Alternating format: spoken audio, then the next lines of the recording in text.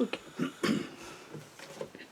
December 10th, I think it is, 2019. Calvin Castine, Judy Castine behind the camera, and we were barely into Schuyler Falls, or almost out of Schuyler Falls, whichever way you want to look at it. It hardly seems like a year since we've been here. Hardly seems it. Seems more like 7 or 8 days, or Yeah, 6 it does. days, or whatever. 6 days. 6 days. Because we were here a week ago, and we had this terrible hum. Our house doesn't like his microphone for some reason. We got back, and there was a terrible hum, and that video was sitting there even as we speak.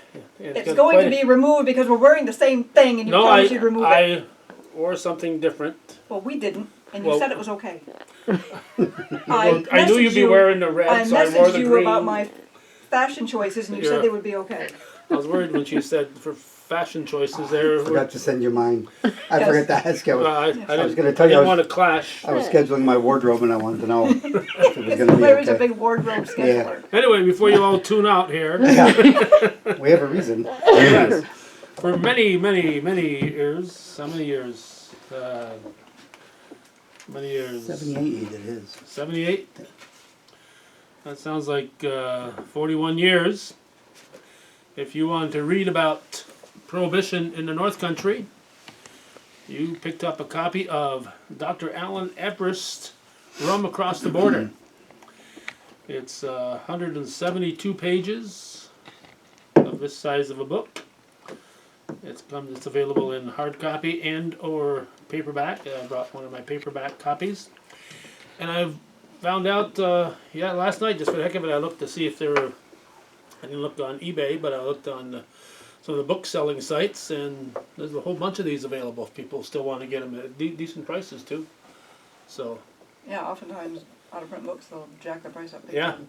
yeah, but there was many of them were available for under $20 and still pretty good shape, so that's a pretty darn good price. But now, Right now. There's you a new don't book on the need block. you don't need to get this here. Well, it's a nice companion, I suppose. Oh yeah, well he did.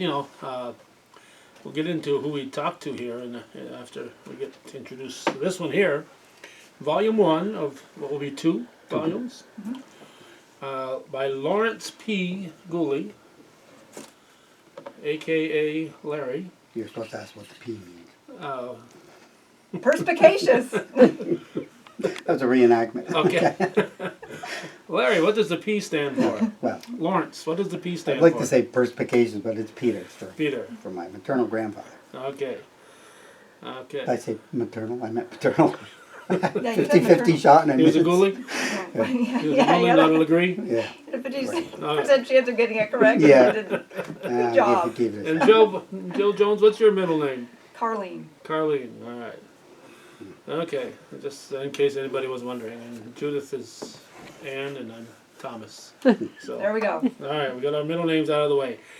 This is Bullets, Booze, Bootleggers, and Beer, the story of Prohibition in Northern New York, Volume 1. Volume 1. And when he's talking Northern New York, here's a map. I don't know if Judy can zoom in on that, but Northern New York goes all the way down to Albany and even beyond in a couple of cases. Right. Because this is not just what happened at the in and around the Champlain border crossing. This goes up to Oswego and Right. Roughly to Oswego and then between Lake Ontario and Lake Champlain right to the border and into Quebec as well. so it's the whole northern tier of the state, and places like Albany are mentioned because the booze had to go somewhere, and you had Schenectady and Albany and Saratoga Springs and other areas that were still part of the relay station. Of course, Yeah, many of them had agents working in Plattsburgh arranging for loads to be smuggled across and then smuggled south. Yeah. And then to New York City, yeah, of course. it's going to be a little difficult for us because we've already done this. So we're going to leave out things that were on that first video, but you can still see it online there. Yeah. You said you were going to remove it. But my lips You were gave moving. me your word. My lips It was were in moving. writing. I have it in writing, John. I'll take a screenshot of it and put it online for all to see. There you You go. promised. That is true. And anyway, so we may cover things that we didn't cover the first time, but we're also probably not going to cover things we did cover the first time. But I think that was about a 2-hour video, as I recall, an hour 59. So this one here will not. droned on for what seemed like forever. This will not be a 2-hour video.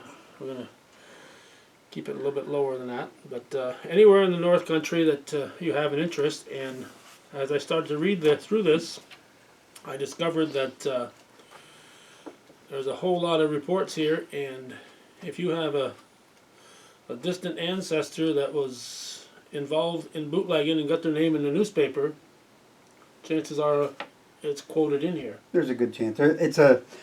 Do you know anyone like that, Judy? Yeah, Judy might be able to speak to that. I did an annual review, and then at the end of the review, there were so many thousands of newspaper reports of people being arrested. It was just trying to find a way to present it. And at least to give people the impression that it was pervasive, I just included a wide selection of arrests. Could be anywhere from Albany to Rouse's Point to Watertown.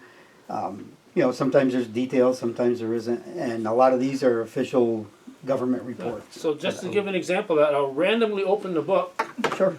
and not looking and just randomly point here. And do you want to read this this paragraph here that I randomly pointed at? Sure. In federal court at the same time as Gilbert was a Rouse's Point man, Joseph Anktil. That sounds vaguely familiar. Who was fined $650 for possession and sale. Let me see. In his horse and buggy rig were 24 bottles of Johnny Walker, 24 bottles of White Horse whiskey, 24 bottles of Old Crow whiskey, and 6 bottles of sherry wine. Anktil served 30 days in jail, and in mid-May was released after taking the pauper's oath. And the pauper's oath, that was a trick that... A trick? Well, really, it really was a legal trick for people to get out of trouble, because what they discovered you could do, the courts became overwhelmed with bootleggers. It was just too much. They couldn't keep up to it.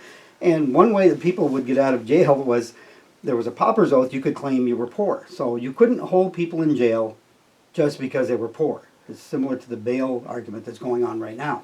If you can't afford bail, they'll just keep you. They've kept people for over a year for minor offenses. Now, there was a law against that, so what you would do, even if you had money, was you would be in there and you just say, I'll take my punishment, I'll do my 30 days, and then I declare that I have worldly goods valued at $20 or less, and that's it, and they would release you. And the common practice was to get back in your car and start bootlegging. So people knew this, but it... Or horse and buggy. Or, yes, as the Antils did the horse and buggy, a little classier. So, I did find the newspaper articles behind this because Judy's grandfather is Joseph Anktil, and Judy's great-grandfather is Joseph Anktil. So, we dug back to the newspaper articles, and it's Joseph Jr. And gave his age and so on in a newspaper article, but this was 1923, I think. Yes, Yeah, 1923. So that was before Judy's father was born. So, so it has nothing to do with the lifetime of her or her father. But it's in her genes. Yeah. She's got it Gotta in keep an eye on her, at least you know. her. Yeah. That And- criminal element is in her genes, so we better be careful. Is there You never anybody know. else we might be? Well, just to be fair here, here on page 90, Herbert Castine, I never remember how to pronounce that, was captured in Moors with six little cases of Canadian That's ale. really nothing. Ale. Not the hardcore Johnny Walker stuff that Yeah. the Anktil guy was covering. Yeah, the whiskey. Yeah, this Yeah. guy had a few cases of ale. This is my father's uncle. Oh. Herb was so. If my point though is that if you read through this and you've got relatives that have been in the area for any length of time, you just might find a familiar name in there because bootlegging during the 20s and into the early 30s was certainly very pervasive in and around the North Country. But this is a book put out by Lawrence P. Gooley, and it's published by Bloated Toe Publishing. Bloated Toe Publishing, and P.O. Box 324 in Peru. And New York, not South America. Peru, New York. Yeah. It says right on there. It says Peru, New York, not But South you America. didn't say it on camera. I know, but it says it right on it. Oh, Peru, yeah. New York, not South America. Yeah, That's the way you word it. Well, we got to be clear. Yeah, and it's you have a website and you have Facebook pages and all that stuff, Yep. Joe. Yeah. BloatedToe.com website. We have a Facebook page for Bloated Toe Publishing, a Facebook page for Lawrence P. Gooley. He also has a website, lawrencegooley.com. When she said he has it, she creates and operates all Yeah, of these. he doesn't. Yes. He checks it once in a while to see what he's. I have He's received actually, he credit asked me, many when did I times. do this event? I'm like, check your website, Larry. It's on the website. No, I've received credit from So- people who contact us, Yeah. fans, and they'll say, "Oh, I love Oh, your." you did a great job on the website, Larry. Did he? Really? Really proud Yeah. of it. And then we also Delegate. When you're at Yeah. Lawrence's level, you delegate. Right. Okay, so he's If delegating. there's any delegating going on, I'm doing the delegating. Oh. Thanks. Okay. You know, I'm you the guys, boss. you guys should take the show on the road. So, I intend when I have some time to make a website for this book and volume 2, possibly a Facebook page as well, because we do have websites and Facebook pages for Terra in the Adirondacks and Escape from Dannemora. And we also have a website and a Facebook page for North Country authors. The website is northcountryauthors.org, Mm-hmm. and that includes Larry, Lawrence. yes, Lawrence P. Gooley, and various other authors from around the North Country. So we highlight their latest books, any events they're participating in coming up, latest news associated with them, things like that. Well, there's another site we have because I considered murder stories part of our history. So, you know, I did cover the famous Robert Garrow story, the serial killer. Terra in the Adirondacks. Terra in the Adirondacks. I happen to Yeah. have a book right here with us. Yes, I do. What a And Yeah. that's our overall How bestseller. fortuitous. Okay, I was just going to ask Still- that question. What still- is your overall bestseller? Terra, yeah. That one, and it still sells well. We, you know, I was mentioning before this contact that I received from. Hold that for a second, Calvin. I've got to check this person's name. It's Dr. Christina Lane. She's in charge of the director of the Cold Case Analysis Center at the College of St. Rose. Well, she's been contacting me for the past week, and it's nice to receive an email where it says, you know, we'd like to take advantage of your expertise. Apparently I have some expertise in this area. I had mentioned at a talk back in 2012 that Garrow was a suspect in a murder committed back in 1959. And then I was approached by BCI and 2 other state police officials, and they asked where I got my information. So I had to share it with them. She contacted me recently and said, we were unaware that this was still being investigated because we're doing a cold case analysis on it now. They're trying to solve it. And I had dug up some information they didn't have. In fact, there were newspaper reports that Garrow at the time had lived near this girl, and the family lived on Cherry Street. And I couldn't find any evidence of that at all. I saw it in newspaper reports, but as far as you can find people's addresses, I couldn't find anything. But I do this a lot when I would be exercising for an hour and things tend to percolate in your head, and it just suddenly came to me. I said, that other street, this girl had a boyfriend, and it was she was at his place, and that's the street where Garrow lived, just down the road. So there was a connection, and I just gave that information to them. I don't know if they, in fact, she's going to get back to me soon. I don't know if they retain the evidence that might be used for DNA now, but they did have, you know, fingernail scrapings and things like that. So it's interesting when you do a book like that. You never know what's going to happen as far as, you know, we've given talks to anywhere from 40 to over 400 people, and we got hired. What's the name of the center at Blue Mountain Lake? That special thing. I don't remember. The one where they held the talk because the No. museum was closed. No, this was a guy going on vacation with his brothers, I think, and a few friends, and they hired me as their entertainment. And they wanted me to give the entire talk at, I can't think of the name of the great place they I have. think it's just called Blue Mountain Center, isn't it? No, Oh, it's no, just- that's where the awards are held. Doesn't matter. Calvin should know it, but anyway, it's like one of the old great camps. It's fantastic, and got red carpet treatment. They gave us an overnight place to stay right on the lake, and run of all the buildings. You know, they have pool tables, ping pong, and they had Jill's favorite part, I think, was container after container of chips and candy, everything you wanted, as much as you wanted. So anyway, I gave the talk. We stayed overnight. Stephen King wasn't available, no, so they... right? Yep. We had a special dinner. Next best they, thing. They actually brought in a chef. I think I had something like poached salmon, and Yeah. it was you know, just a high class deal. So you never know what's going to happen when you do a book. All the different contacts you get. we still get contacts about this one. Okay, and how long has this one been out? 10 years now. Yeah, it's Oh, 10 years old. Oh my gosh. And we still reprint about, once a year or a year and a half? Yeah. It still sells very well. Oh, great. Now, this, of course, we pointed out last time, so we can't Yeah. not do it this time. This is not the Bob Garrow that we know and love No, it up is here in not. the North Right. Country. The other one is Robert M. Garrow. Yeah, this is And Robert F. Garrow. one of those rare people, a beloved politician. A lot of people really like Bob. He's a great guy. He did 2 books on baseball. And I do know the irony that when he was born, it was just a few miles down the road from where this Robert Garrow was born. And their lives took completely different paths. So, yeah, but Bob said he had a little... as far as we know, Robert M. Garrow hasn't murdered anybody. But Right. has anybody checked his basement? Well, I don't know. He was a pitcher, so he might have Right. dusted some people off a Yeah. little bit Yeah. there. You know, close pitch here and there. So Bob Garrow's books are also available.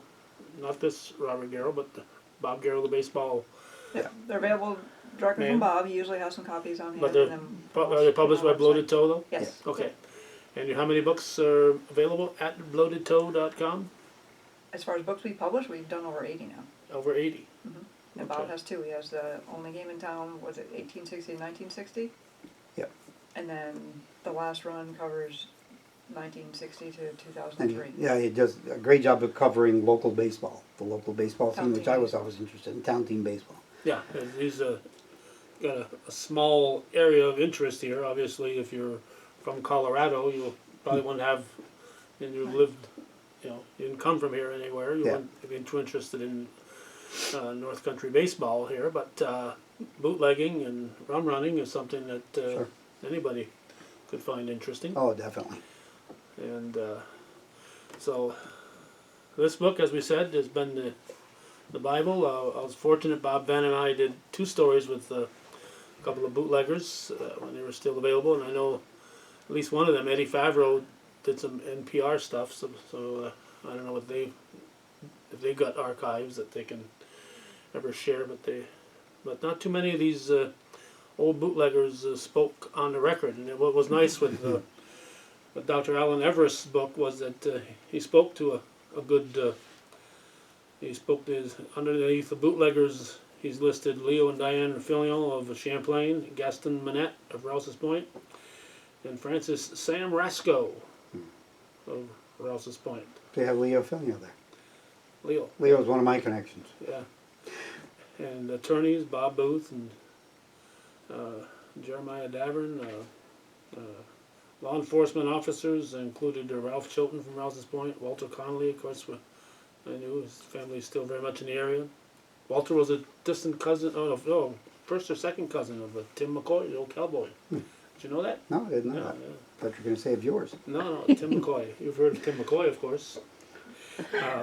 Walter Connolly of Rouse's Point, Roy Delano of Rouse's Point, Bob Halstead of Rouse's Point, John Ross, Rouse's Point historian.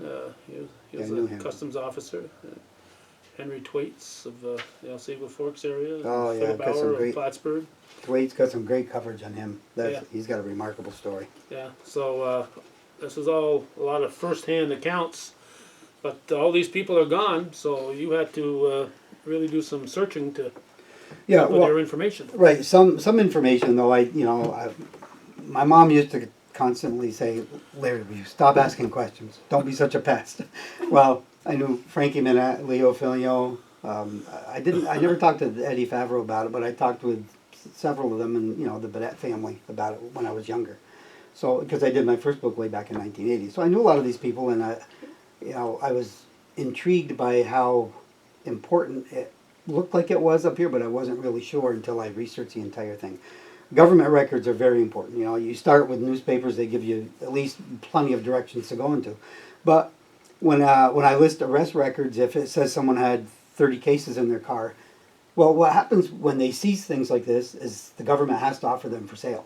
First, they offer them in the newspaper and say, we have a 1921 Cadillac with 40 cases of whiskey, and whoever owns this property can just come in and claim it. Now, they have to do that legally, but they know that it's illegal, so they know you're not going to come in and claim it. Okay, so let me ask this question here, because it occurred to me and I didn't Sure. get around, because he never stops talking, as you know. Never got around to asking it last time. Now you've got a car, you got the VIN number, and you know, they find a car, they know who it is because there's a record of who has the registration and so on. Back Right. then, apparently, there was no record. Well, there was a record, but there were so many court cases over different things. The first thing was when somebody's car was seized, they would claim it wasn't me, it was somebody else. I didn't do it. I left my car parked by the side of the road in front of the house, you know. And that did happen a lot. But some of the first court rulings, I think the first one said you get to keep your car. But after that, they reversed it later and they started to say you're responsible for knowing where your vehicle is at all times. So if someone stole your vehicle and went to Canada and smuggled booze and got caught, you're out of luck. You lost your car. Okay, So so they changed yeah, with court because cases. the bootleggers, most cases, the brains of the operation wasn't necessarily driving the car. It was people Right. that they hired, and those people were told to ditch the car rather than Right. get caught. So if you're being caught as imminent, ditch the car and head for the woods. Yeah, that was really routine practice up north. They would hire people like Eddie Favreau is a great example. A local guy works at the local plant. Well, he hadn't. It didn't at the time, but Right, yeah, but he was, just a young guy. yeah, he was just in his late teens, and you know, they know their way around the border because you can just go back and forth at any time. Well, now it was sort of like what happened in 2011, where the border's more restricted, but these guys know their way, so they can go up there and get the booze for you. So they were, in general, they were called runners. Their job was just you get paid so much either per case or per load, and you would go up, smuggle it across the border, deliver it to Plattsburgh, but sometimes you'd go to Glens Falls, Saratoga, or Albany. But, you know, more often it was local because we don't want to disparage farmers. I happen to know a few farmers, but farmers had these barns that they would allow you to park their cars in with loads, and someone else would know to come and pick up there and take it further south within a few days. So, you know, just don't attract any attention from the law and you're just fine. So that's how it was done. A lot of it locally was these guys doing that just to make extra money. And then it happened so often that people from surrounding states, they heard so much about how wild it was in northern New York. They came here for the excitement and to smuggle alcohol. So there's all kinds of records of people from even states that are on the border. They would come to New York State and come up north, and you know, obviously they got caught more often because they didn't know the back roads as well. Yeah, and you talked about mentioning Eddie Favreau again. When he was talking, we did two stories, as I said, with Eddie, with Frank Manette, and with Orville Trombley, who's Orville's father was a bootlegger. Orville was just maybe 16 when bootlegging came to an end, so he was too young to actively participate. But Eddie said that he would often hide the booze in the barn where I still live, where my parents, Oh, yeah. my father grew up, Yep. and my grandmother lived, and spend the night on the couch. You know, he'd pull in there, but he'd be the one that took it on. Yeah. Our place is located probably 4 miles from the border, so it was a quick place to pull into, but there were a lot of those type of places Yes. all across the North Country. Yes, you know, there were bigger warehouses, which, you know, I call them warehouses, but they were just somebody's barn in Plattsburgh, and they might store several hundred to 1,000 cases there, so it's a really big business. But there's plenty of documentation of up here and in Ty and down Chestertown. There's all kinds of places where people would stop and could spend the night and get their car repaired. And the other thing I was going to say, was very common among them, was to do a thing called jump the load. Now, early on when there were shootings, mostly they would claim that the bootleggers were shooting at them, but bootleggers, you know, the guys who were running the border didn't carry guns. They didn't want to get shot at, they didn't want to shoot anybody, they just wanted to make some money. So they were told, if you're using someone else's car and you're getting chased, jump the load when you find a good opportunity. And back then, you know, 50 was pretty fast in a car, but if you're going along at 25 to 30 and you're coming up through Shazy and the cops are there, you need to drive towards the ditch probably, and as the car's still going, you jump out and run. And that's what they call jumping the load. Sometimes they would stop, but a lot of times it was while it was moving, so the car would go crash into something else, and they would run off and escape. So.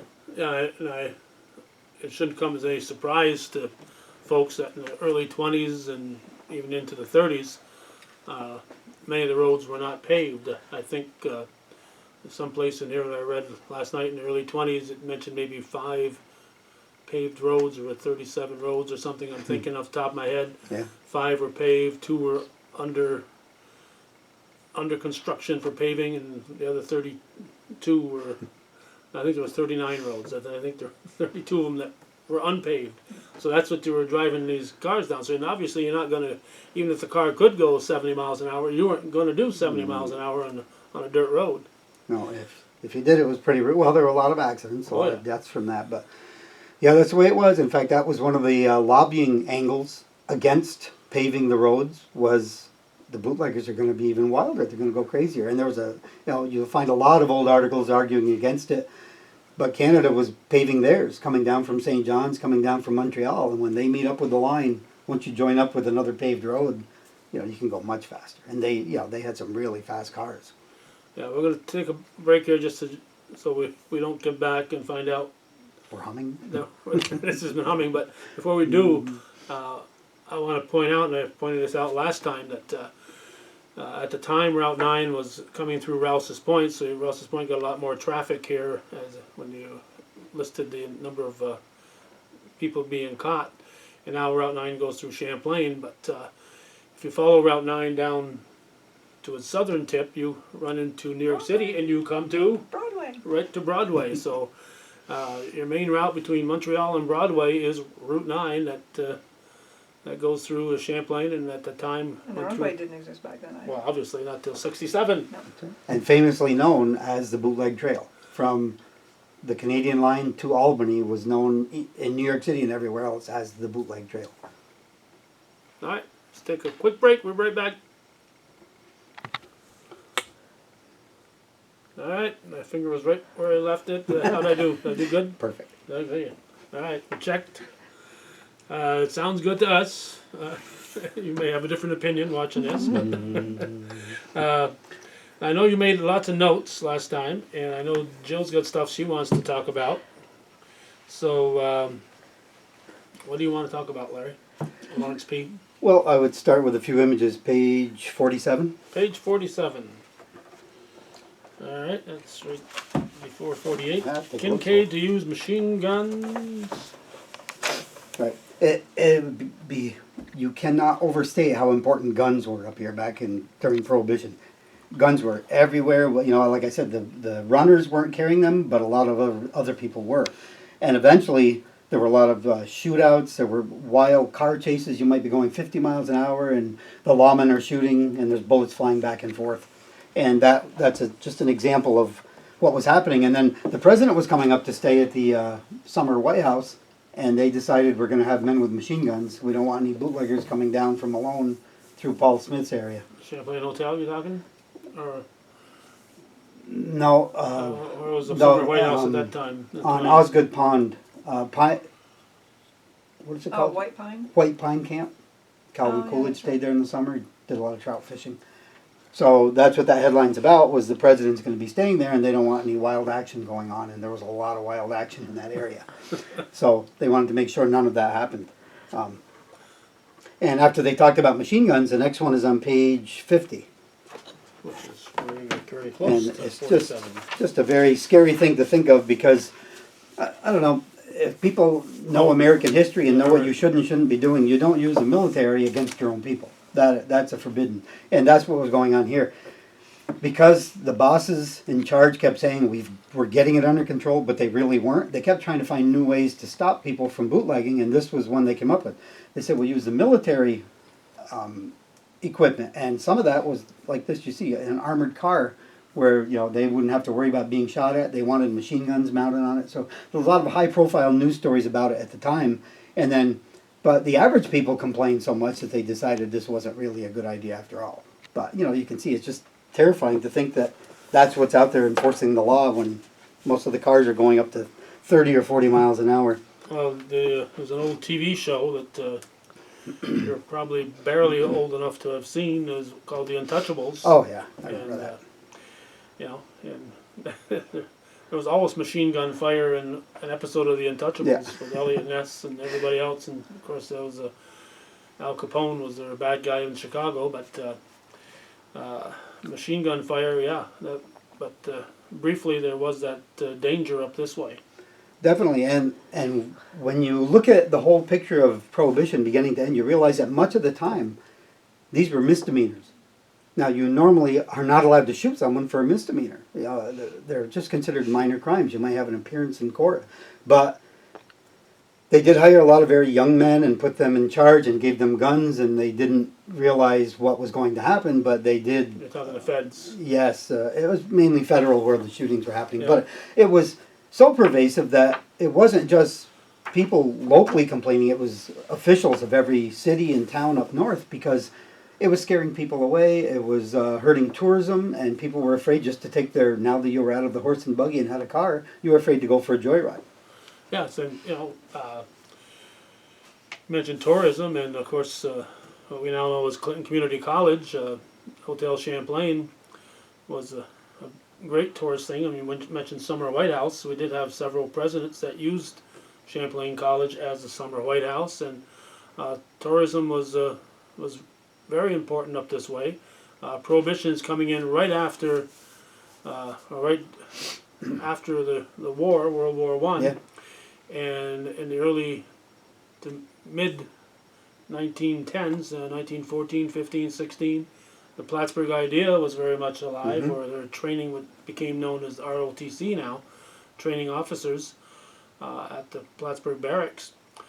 So this area was very well known, and if you look at old movies, there's nothing to see people up to Lake Placid and so on in the movies, because that was an Right. area. So obviously tourism is and was important, and so yeah, it would cut into tourist traffic if all of a sudden they're going to be shot at. Yes.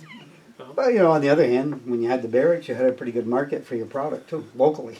You know, besides shipping it south, there was a lot of it used right up here, and there were even, you know, instances where documented soldiers were involved. And they were at odds with the Imbibing? government themselves. Imbibing, Imbibing and smuggling, and when some of them finally got caught, they had to admit they were smuggling for their superior officer. You know, I'm shocked. people saw this and just said, well, you know, it's against the law, but there's just so much money in it. Gambling going on at Rick's. I'm shocked. So it's got, I see 20, is it 20? Yep, 20 chapters. 20 what we call chapters, starting with the years. This book here covers the years 1919, which is the introduction to Prohibition, and through to 1926, and you're going to have volume 2 out maybe a year from now or so. Yes, should be late next year, Okay, we expect. 27 through 34, 33. 33. Well, the reason 19's included is because women had just won the right to vote, and we also had the Wartime Prohibition Act. So there was prohibition before national prohibition was passed. And it was to make sure wheat and every other product we had went towards supplying the soldiers. So that helped them get it passed, and once it was passed, they realized this might be our big chance, the temperance advocates, to say, let's ban it completely. And they managed to get it passed, so it had a year to take force before it was enforced, so people knew what was coming, and another reason for covering 1919 is this is when they started arresting people, and it set the tone for what was to come.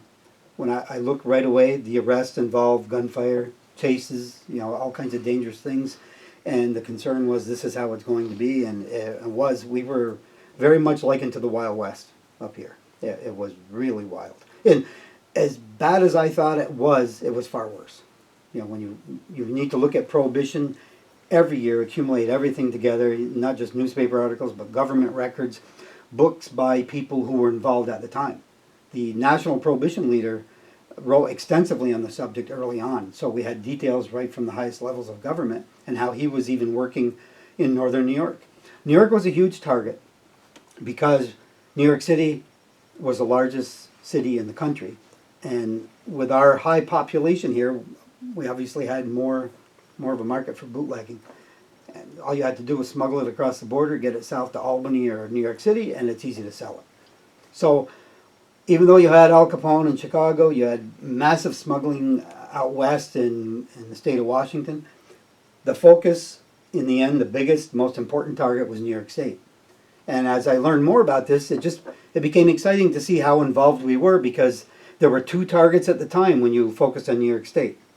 Rum Row, which many people may have read the term, what that refers to is just offshore in what would be international waters. It was probably 3 miles back then, I think. People from other countries would line up their ships loaded with Bermuda rum or Irish whiskey, and you could go out, take the chance on getting some, or they could send boats in with some.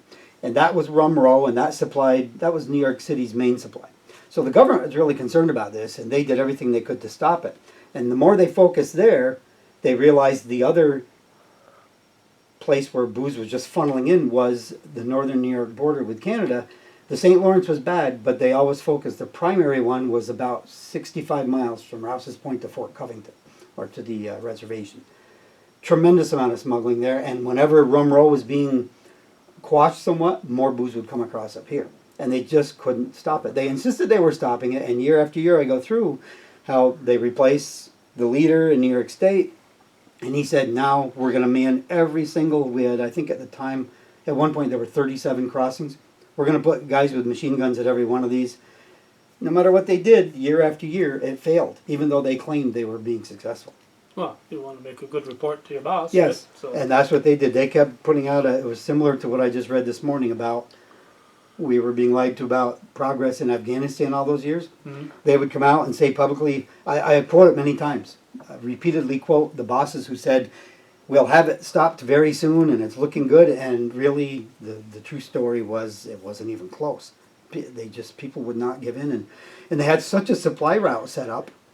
Quebec had no interest in helping us with this. well, they're making money. Right, Canada went dry, and Quebec did briefly, but then they went wet.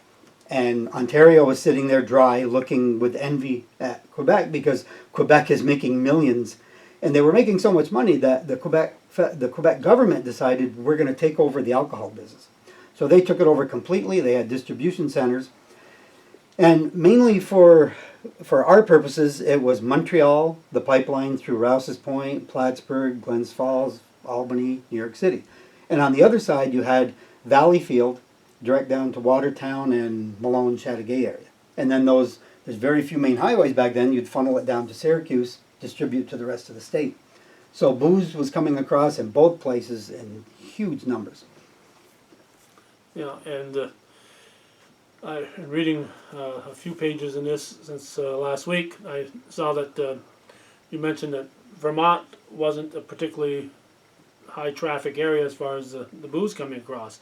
But when you think about this era, again we talked about unpaved roads, and you got all these mountains to get through to get to the Vermont, and there were no bridges. The Rouse's Point Bridge wasn't there. The Crown Point Bridge wasn't there. Right. So you couldn't come across that bridge and cross in Albert, Vermont, or Highgate or whatever, and then Right. hit the trail down toward New York. So Vermont, I'm sure, was a more rugged travel Yes.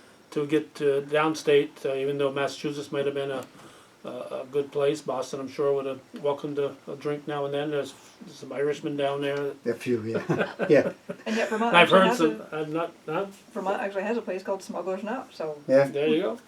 But one exception to that, although Vermonters really didn't use it that much, was wintertime.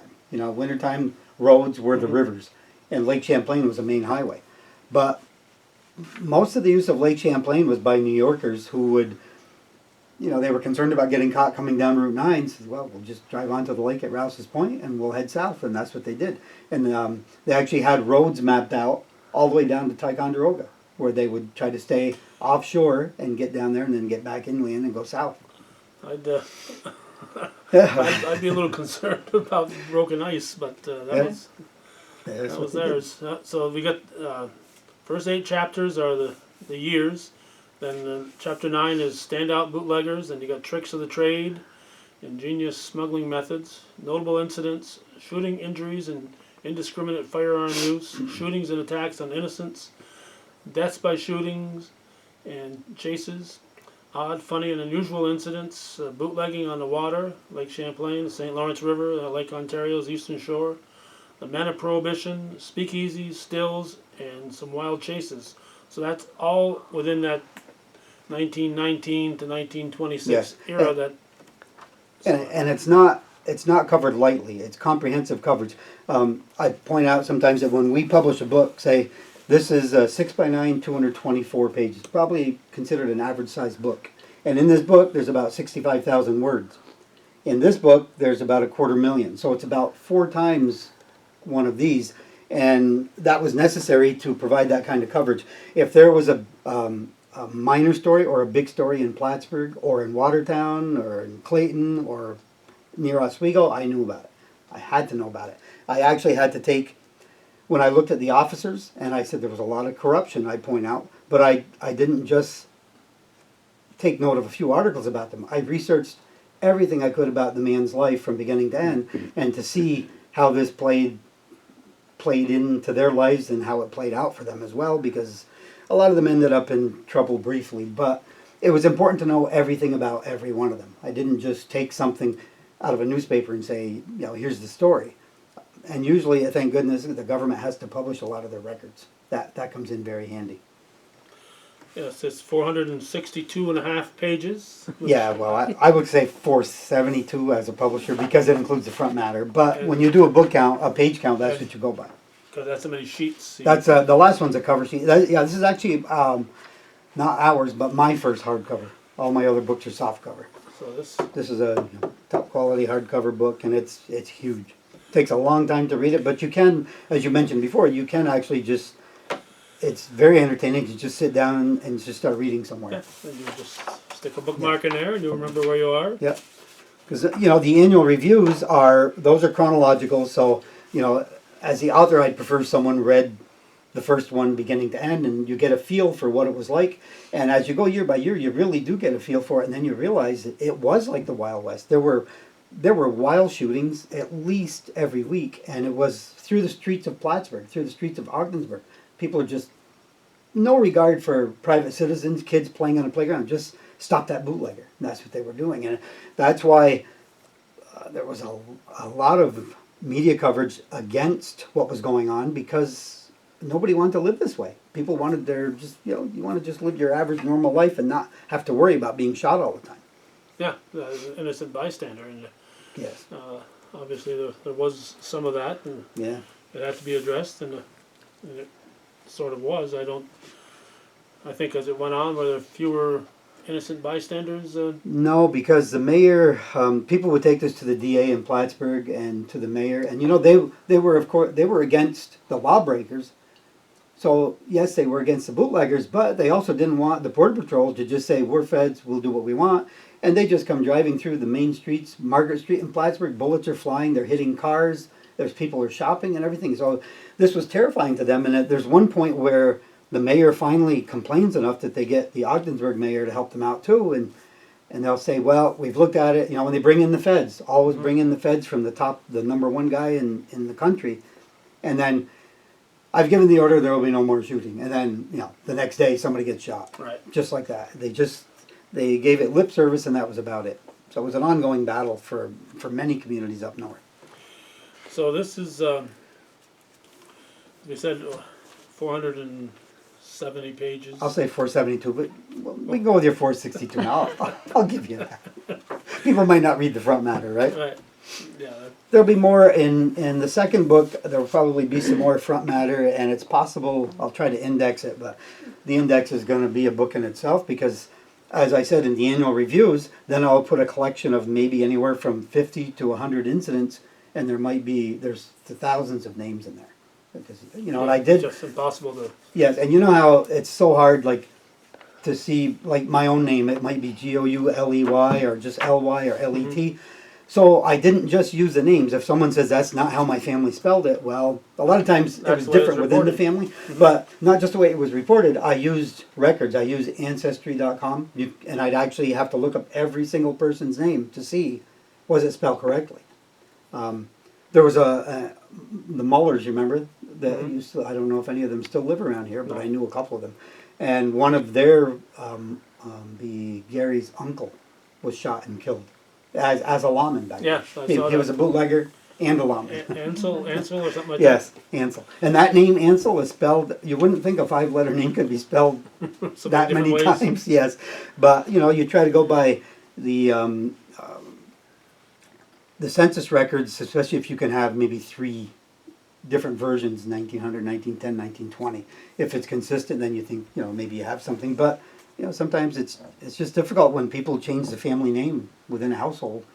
Often the census records, Yeah, they get it depends wrong on too. if, I guess it depends on if the census taker wrote it down or you spelled it for them. And not just that, sometimes you'll see people with, they claim to be a certain age in 1910 Mhm. and then 10 years later they're not 10 years older, they're only 8 years older or they're 12 years older. I'm like, what?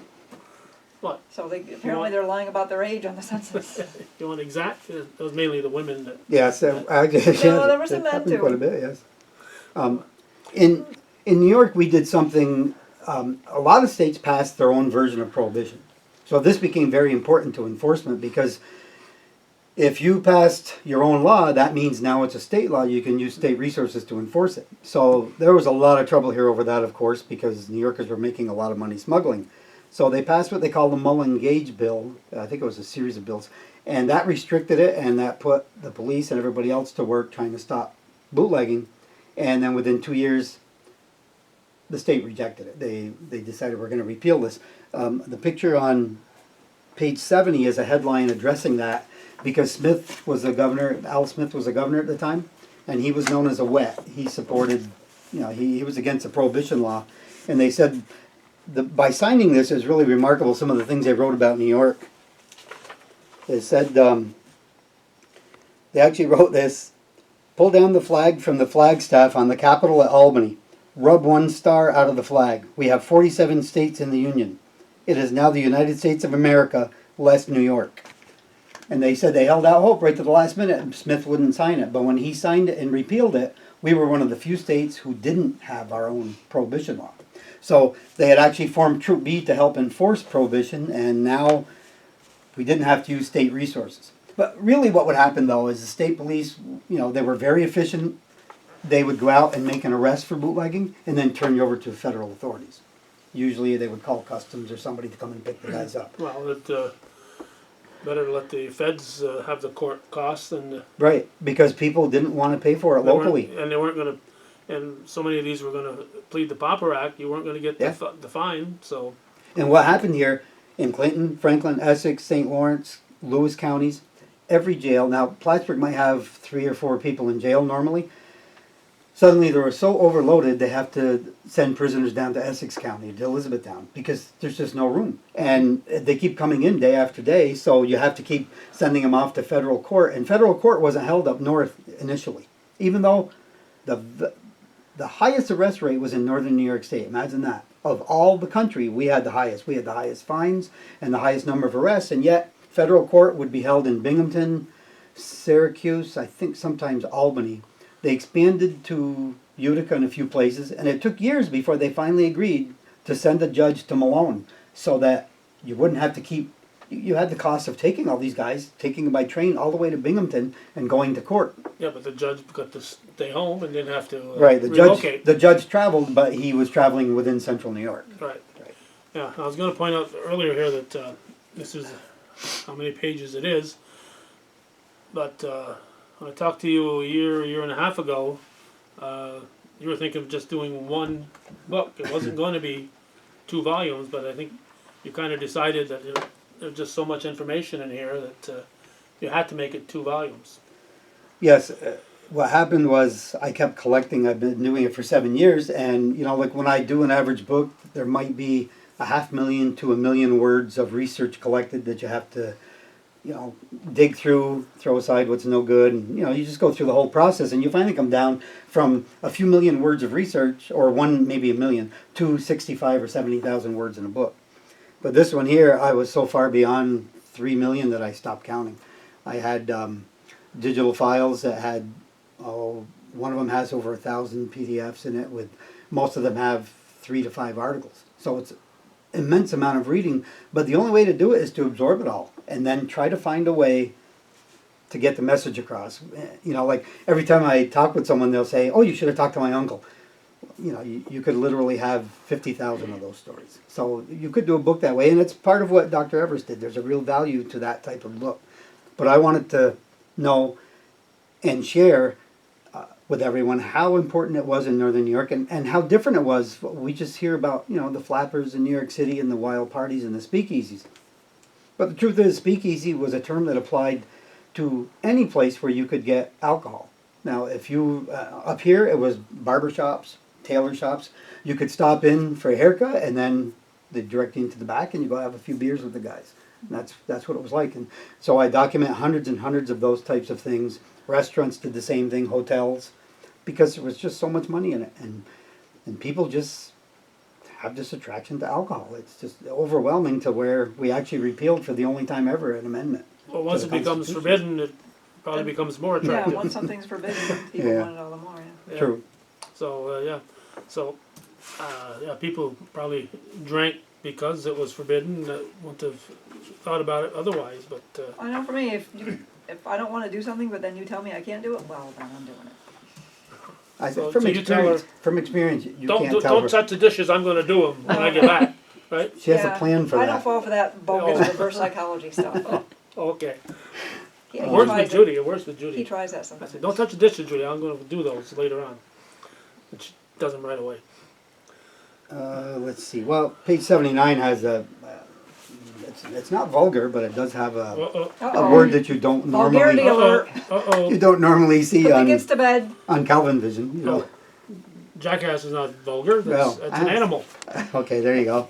Well, this was a senator from I think it was New Hampshire who was complaining. It was a jackass statute, and he went into detail. A lot of them fought against it, but there was enough support for enough lobbying in Congress to keep prohibition in place, and it was like it is today. It was bitter and it was hard fought, and it went on and on and on. You know, and people would just break the law because the lawmen wouldn't step up and say we need to repeal this. It was creating crime everywhere. Well, sure. People who weren't normally criminals were all of a Right. sudden they were Yeah, criminals. as I mentioned before, the blame initially was placed on, and this is common throughout American history. If you look back at different issues, immigrants, the easiest people to blame and the least able to defend themselves. That's So, all of us. initially, right, back then especially up here in the north. So they blamed immigrants, but the leader of Prohibition came out and said it's really, he used the word the elite. He said, the people who are smuggling this are selling it to the wealthy people. They're selling it to the big hotels, but it was being sold everywhere. But, you know, we had a hard time understanding in America that the German family or the French family, beer is the drink you have with your meal every day, or you have wine. We didn't have that practice here. So for them, it was just punishment for something they normally did every day of their lives. So that, of course, there was a lot of German hatred at the time, post-war. So that was really a big deal through Prohibition. But you do point out that for certain purposes, like people saying mass, the priests saying mass, Oh, yes. wine, there were exceptions to Many exceptions, yes. Religions were one. If you needed it for that purpose, you had it. The biggest one was alcohol was considered medicinal. So if you took a few beers or you took a shot of whiskey, it was really good for you. Well, it was such a big deal, though. You got it by prescription. And as you progress through the years of Prohibition, it skyrockets the number of prescriptions that are being written. And, of course, a lot of them were fake. And, you know, people were just going in to get their drinks. They would do it. And just to any... the pharmacist and Oh, yeah. get a six-pack. Yeah, I have cases of local pharmacists being arrested for doing that. It was a very common thing. People would try to get it legally. It was like having glaucoma today. Right. That skyrocketed when they Yeah. found out marijuana could really help you with that. Oh. Oh yeah, all of a sudden everybody had glaucoma. Used to Yeah. get a prescription. Where are we at? 79, 96. 96, moving right along. And Jill, feel free to jump in here. I know you're bashful, but I think this was a headline. Oh yeah, this was, finding out that actually New York was the #1 place in the country, the highest. In fact, I think when it compared to 3 other districts, including New York City, the Northern District had more fines, higher fines, than all 3 others combined. That's how huge it was up north from Albany to the border. Just incredible. this money all going to the federal kitty, or any of that at the stay t- local? That at- $330,000? And well, and the truth of that is when you look at the fines, first of all, it was federal money, but a lot of it went unpaid. Right. Yeah, they may have been fined, like that fellow we talked about earlier there in Rouse's Point. He may have been fined $650, but he didn't pay it. Right. So, But they do. but it would be added in his total. Yes, and they publish records of how much was actually paid each year. So you found that the judge would like to say you've got 30 days in jail, or we'll release you when you pay your fine. Well, most of them, if it's 30 days, take the pauper's oath, didn't cost you a cent, and then you go right back to bootlegging. But some of them would pay partially, and then they wouldn't finish up paying, and some, there was no recourse because there were not enough jails to hold all of them. They actually considered, at one time, there are headline stories about building a prison in Rouse's Point, and it was just going to be a bootlegger's prison. You needed to have a place to put all the bootleggers. And here's an interesting thing here that I should on say, page 97 it's all interesting. Yeah, Trust all me. interesting. receives $25 a day, $367 in 2019. Larry's very good Oh, you about. shouldn't point that out. Well, I know the future now. I know what to expect. He's very good about converting the money then to what it is now. I could but here extrapolate. he's projected 1,000 years into the future. Yeah, there'll be a few depressions before then, but I could extrapolate. So out of the million words, 500,000 words you put in here, you do have a You know, occasional. I actually do that Does too. this keep them humble? Oh, Does it? I actually do that though. I'll know there are, say, 250,000 words and counting characters because you can make a mistake with spaces. So I will also look at there are, say, 1.8 million characters in a book. So then you say, all right, if there's that many letters and spaces, if my error rate is 0.00001, and then it's so depressing to say, wow, that's only like a 10 or 100 mistakes. Oh my God, that's just awful. So, you know, you try to go back through and find as many as you can, but you eventually resort to tricks, searches. That should have been picked up when I searched for, I didn't search for 2019. I thought it was important to do that because they always say, like, you know, they made 40 cents an hour back then. Well, that doesn't tell me anything. Right. I want to know what it means today. Like one of the smugglers in Champlain, he was making the 2019 equivalent many times of $130,000 in a week. Now that's a lot of money. You know, Was that back the dude that looks like a mafia guy? no, that would be Oh, it's somebody else? yeah, that's somebody else. See what page are we on? 96. I had 129 here. That's a headline about the a very common term, blind pigs and blind tigers. Yeah, and that I explained before, that was where you couldn't sell alcohol, so you could charge someone to come in and have a look at the tiger, and we'll give you a free drink. Right. So it was just so a blind pig. You explained it more last time we were here. So we'd go into Larry's establishment here, this bar. and I drink, but I've been there to watch that blind pig. Yep, pay And 50 cents to see the pig. Yeah, and sometimes there were. How did they blind the pig? They poked the poor little guy's eyes out, or couldn't they just blindfold him? So anyway, you'd have a fake reason to be there, Yes. and the booze was free. That's so I right. wasn't Or buying is there- any booze. So Is there like an actual high genetic incidence of pigs being No. blind? that's why you'd go, because it's such a rare thing. This is why I don't ask her to help me with research. Okay. You want to Well- go and see this rare thing. So This dates back to a similar law passed in the late 1800s where you couldn't sell alcohol. So what they did was they'd make these sandwiches and say, here, you buy the sandwich, you get a free drink. Yeah. And they said, oh man, there's a way to get around that law. Well, they used it again during Prohibition. Page, I don't know if we hit that, 153. That's another one about, said they're going to use shotguns. agents to use shotguns on rum runners. Oh yeah, here it is, the headline about the summer White House again. And they called up extra officers, of course, because they don't want the president being bothered. They didn't want him to know what was going on because it was really wild south of Malone. So there were headlines like that as well. I have every reason to believe that Calvin Coolidge was a teetotaler. I don't think he was a. He seemed kind of boring. Yeah, he seems. All those comes with the Calvins. name. It's a Yeah. Calvin's, yeah. Page 172, 73. I've written articles, I have a history column, and I've written about the KKK. They were recruiting here during the 1920s. And the page, oh yeah, there's this, and then there's the picture which shows beer. They were not just against people of color, they were against Catholics. You're upside It's down. upside down. It's all right. You're very helpful.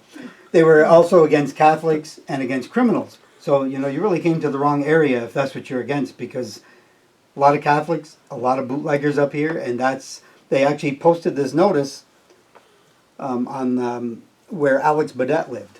You remember And others. in Champlain, now Badettes eventually ran the tavern. These are their ancestors. There were several members of the Badette family smuggling alcohol. You must stop. Alex Bodette and others, bootleggers and lawbreakers of Champlain must stop. You are all known. You are all known, and where the law fails, we begin. So Right. the KKK was ready to attack you if you were an outlaw, or even a Catholic, I guess. But Right. So it wasn't a big part of the story up here, but it was, it was part of the story. They were. well, get your attention at least. Yeah, it sure did. To get you. Here's on page 184. There's a guy you're familiar with. I've seen mention of him on your shows in the past. So I had to dig up all the details in this man. Conrad LaBelle. Conrad LaBelle. Yep. Yeah. He was promoted as one of the greatest smugglers of the time. But what happened was he was one of the very first.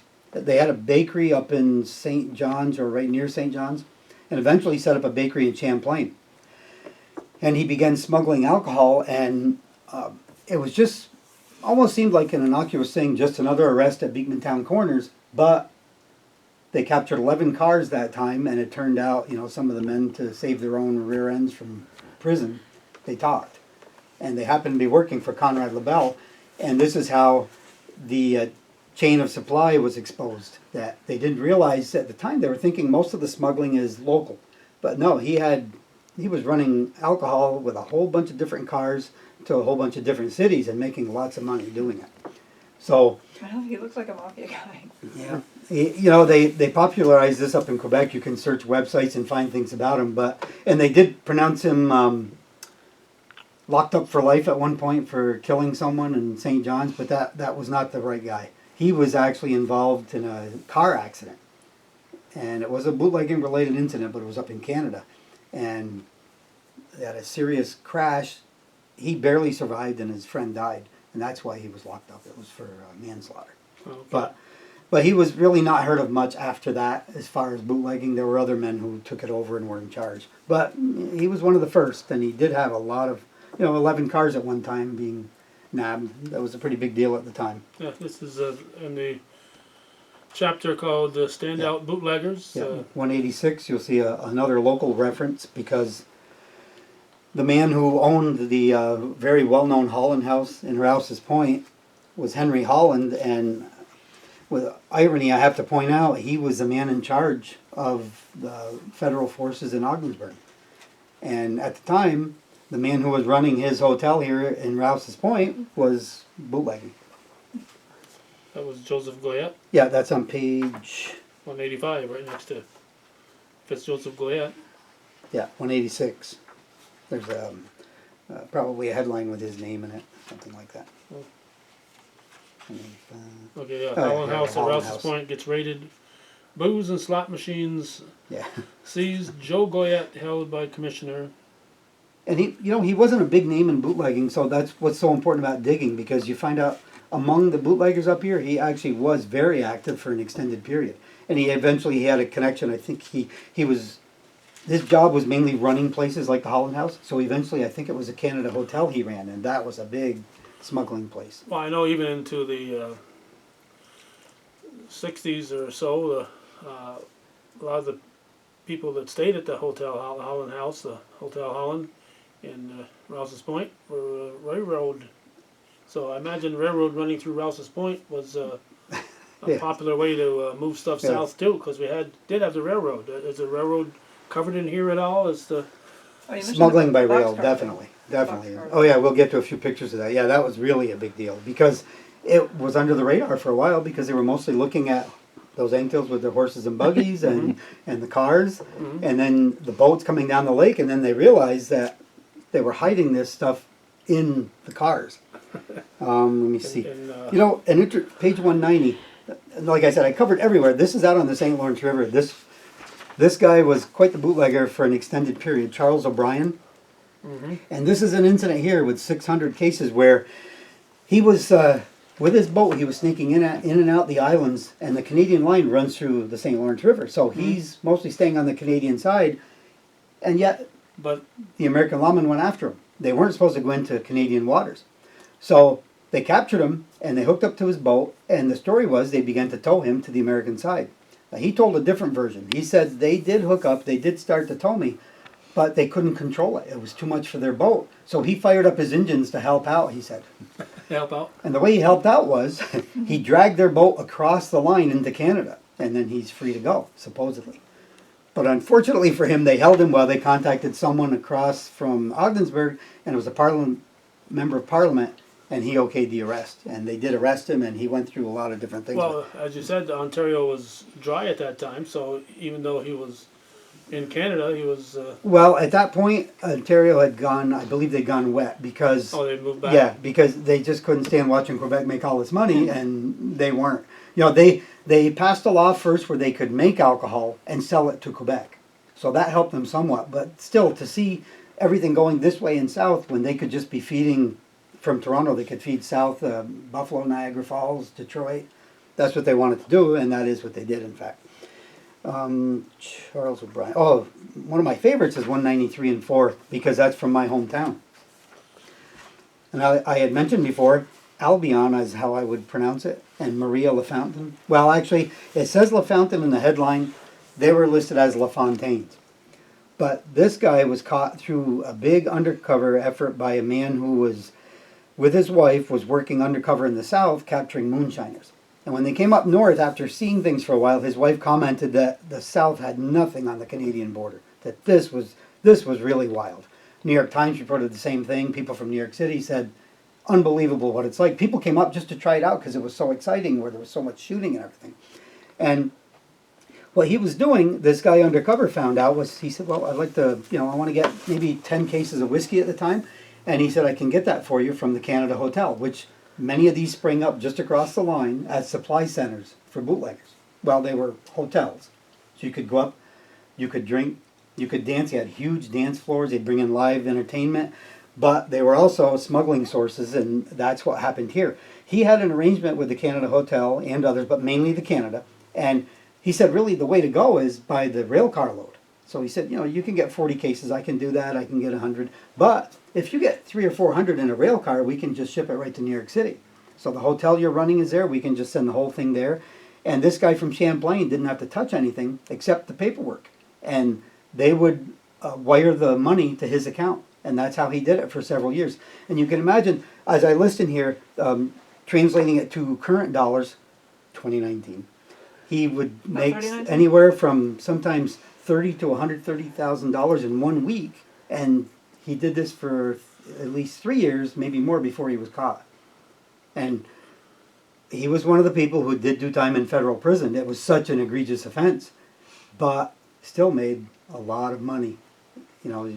Some people, we always talk about, we think some people got rich off bootlegging, but some people did. Some people did very well, and, it's not something you went and bragged about. You just kept it quiet, and you had huge bank accounts. On page 208 and 9, this demonstrates part of, well, this wasn't exactly what he was doing, because he would smuggle an entire rail car through if it wasn't examined. But early on, like in Rouse's Point, and primarily Rouse's Point, Malone, and Ogdensburg, they would check rail cars. And what they would do is, you can see this is a closed car and this is an open one with the sliding doors. They would load alcohol, crate after crate of alcohol in, and push it to the ends, and then they'd put maybe 100 bales of hay blocking the doors. And if you're an inspector, you would open it up and see a load of hay and just let it go. Well, they also had these little windows they could open on the end. They developed the practice of using a steel rod, push it in and poke around until they feel something or they think they hear something. And that's how they began to discover there was loads and loads of alcohol coming that way. So there were truckloads. Potatoes were common. Wood products, tremendous smuggling in that they would, you'd see it loaded by the door, but inside were barrels or case after case of alcohol, or oftentimes in bags as well. So there could be thousands on a rail car. Instead of just 30 or 40 cases, you could have hundreds of cases. So it was really high value. So that's what he was doing. He was smuggling it by the entire carload. And also just, and locally as well. Page 226 and 7, and it goes on. There was a huge incident where I told you there was an uproar about the way officers were treating people who were so used to just crossing the border. Or even in Chateauguay, they were chasing people through the streets and shooting. And there was, finally came to a head when one of the people out for a joyride at night, there were, I think, 4 men in the vehicle. And they were ordered to stop, and the guy said I thought I was helping him out by leaving the light on or something, but he just pulled him really brusquely out of the car and punched him and did a few other things. They were both attorneys, and they were well-known attorneys in Chattagay, and this grew into a case that went on for well over a year, where they were slapped around, they were not allowed to call anybody, and they filed suits against the federal government, and it went on and on through the courts until I have the outcome eventually. But these are the types of things that were happening up here. Uproar was a very common word, and outrage and things like that. Let me see. Well, this is under notable incidents. Again, they're different. It has chapters by year, and then tricks of the trade and standout bootleggers and events related to bootlegging. They're now in notable incidents. So there's Page 245 gives, at least if you picture that among dozens and dozens of headlines, you get a flavor for how common it was. You know, it's not to attack lawmen. It's to, this is how it was. You need to tell the truth that this is how things were being done here. You know, by this time they're saying Border Patrol shoots another bootlegger in Clinton County. It was so common. But unfortunately, some of the incidents turn out to end with fatalities, and sometimes they were very young people. I think there was one shot in Coopersville. It was a young guy. oh that is in this book. The one I was thinking of was a young boy from Plattsburgh, and it was proved he was running from them when they shot. And again, it was one of those. Year after year, they claim bullets deflected off the ground and flew up and hit him. You know, your chances of hitting a target shooting straight at it are so poor. How would it just keep happening that bullets were deflecting up? But the one you're mentioning, that was a bootlegger named Otto Esky. He'd been arrested a few times, so they knew about him. But they got a report that this was a common occurrence, except this one blew up into a huge story. You know, you get national coverage for things like this. They're coming down from Rouse's Point on Route 9, which today is 9B. And what they did was they rushed down and set up on both sides of the bridge. So on the north side of the bridge is the officer's name was Dixon. And he was very well known. He was still pretty young though. When I looked at the ages, then you realize maybe a guy that young shouldn't have this kind of responsibility. But they line up, they're going to try to stop the bootleggers. But every report, including the federal reports, it was done just like a thing out of the Old West. He stood right in the middle of the road and motioned for the car to stop. And they said the car wasn't stopping. So he just held his gun up and he aimed, and as the car kept coming, he opened fire. Well, didn't know for sure if he'd hit him. They didn't really know what had happened. The car drove, it sped right through everyone, crossed the bridge, but then it took that left that goes down and follows the river. Lakeshore Road.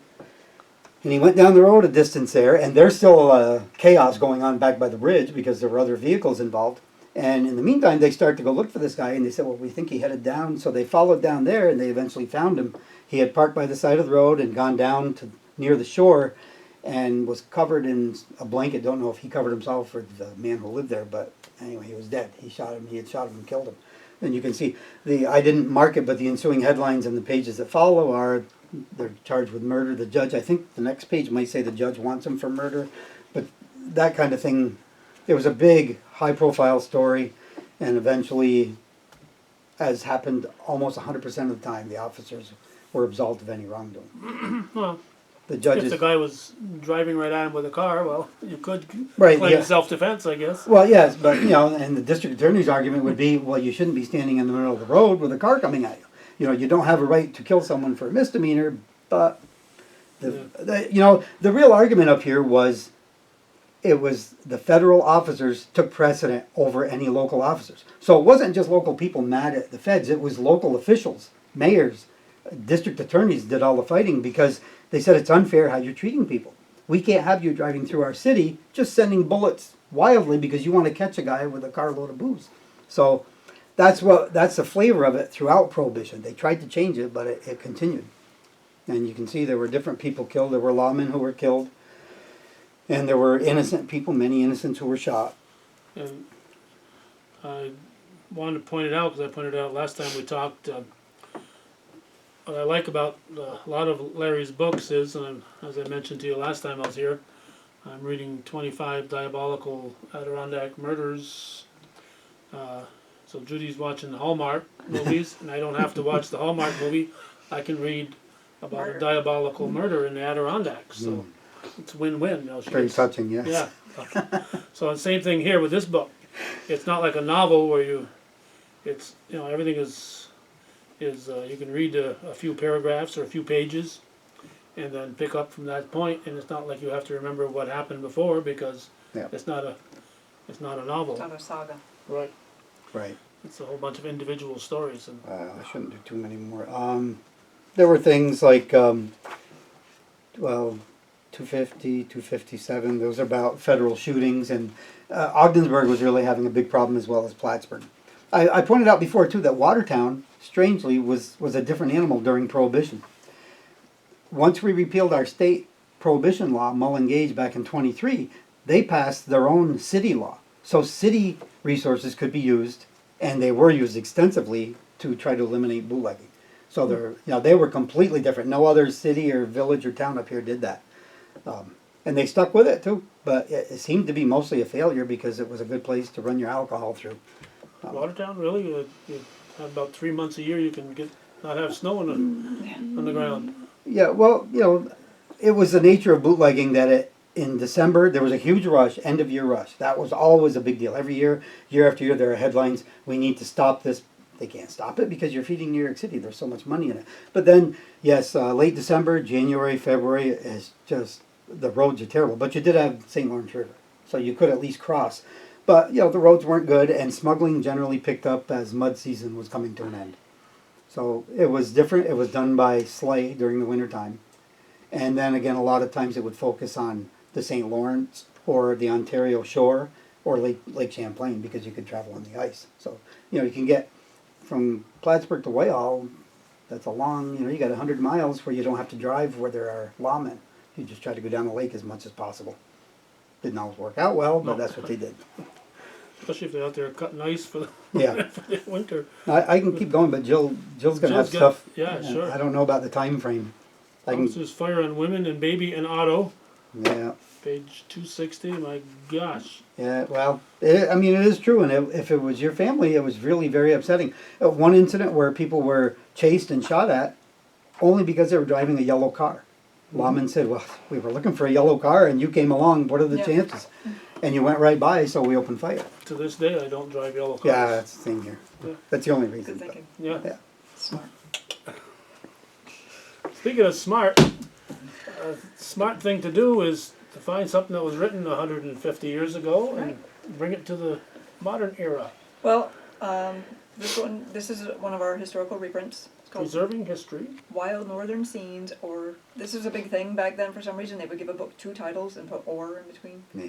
Wild Northern Scenes, or Sporting Adventures with a Rifle and Rod, an Adirondack Wilderness Journey into the Saranac Lakes, Tupper Lake, and Lowe's Lake regions.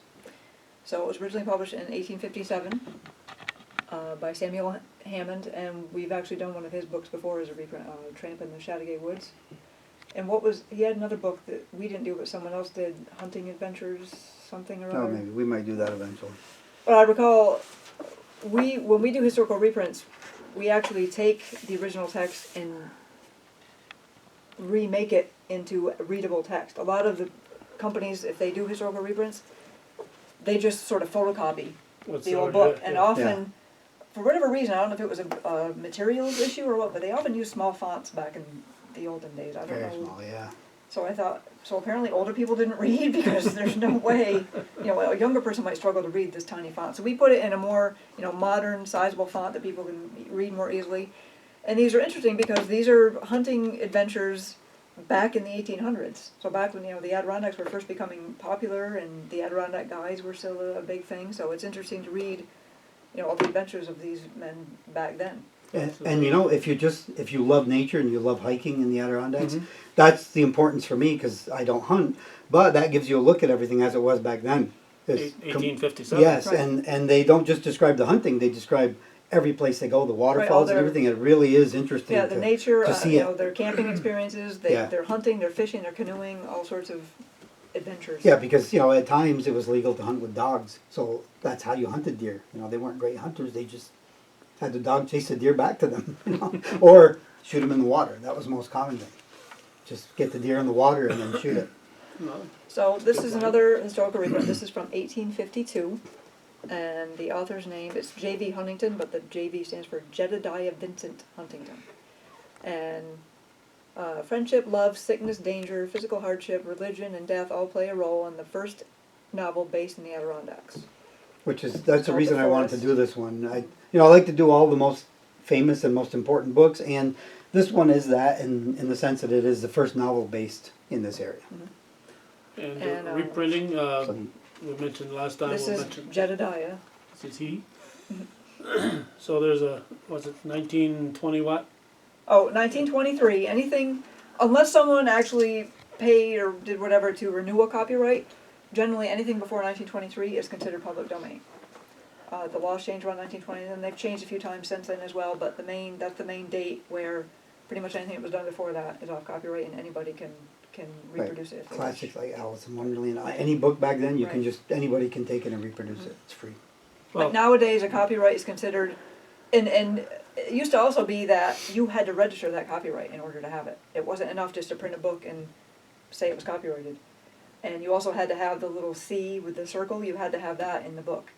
And you had to register it. Now, when you create it, you own it, it's your copyright. Now, ultimately, you're better off, especially if you think it is something that someone would want to steal for some reason, you are better off getting it printed, officially published, and then registering that copyright with the Copyright Office.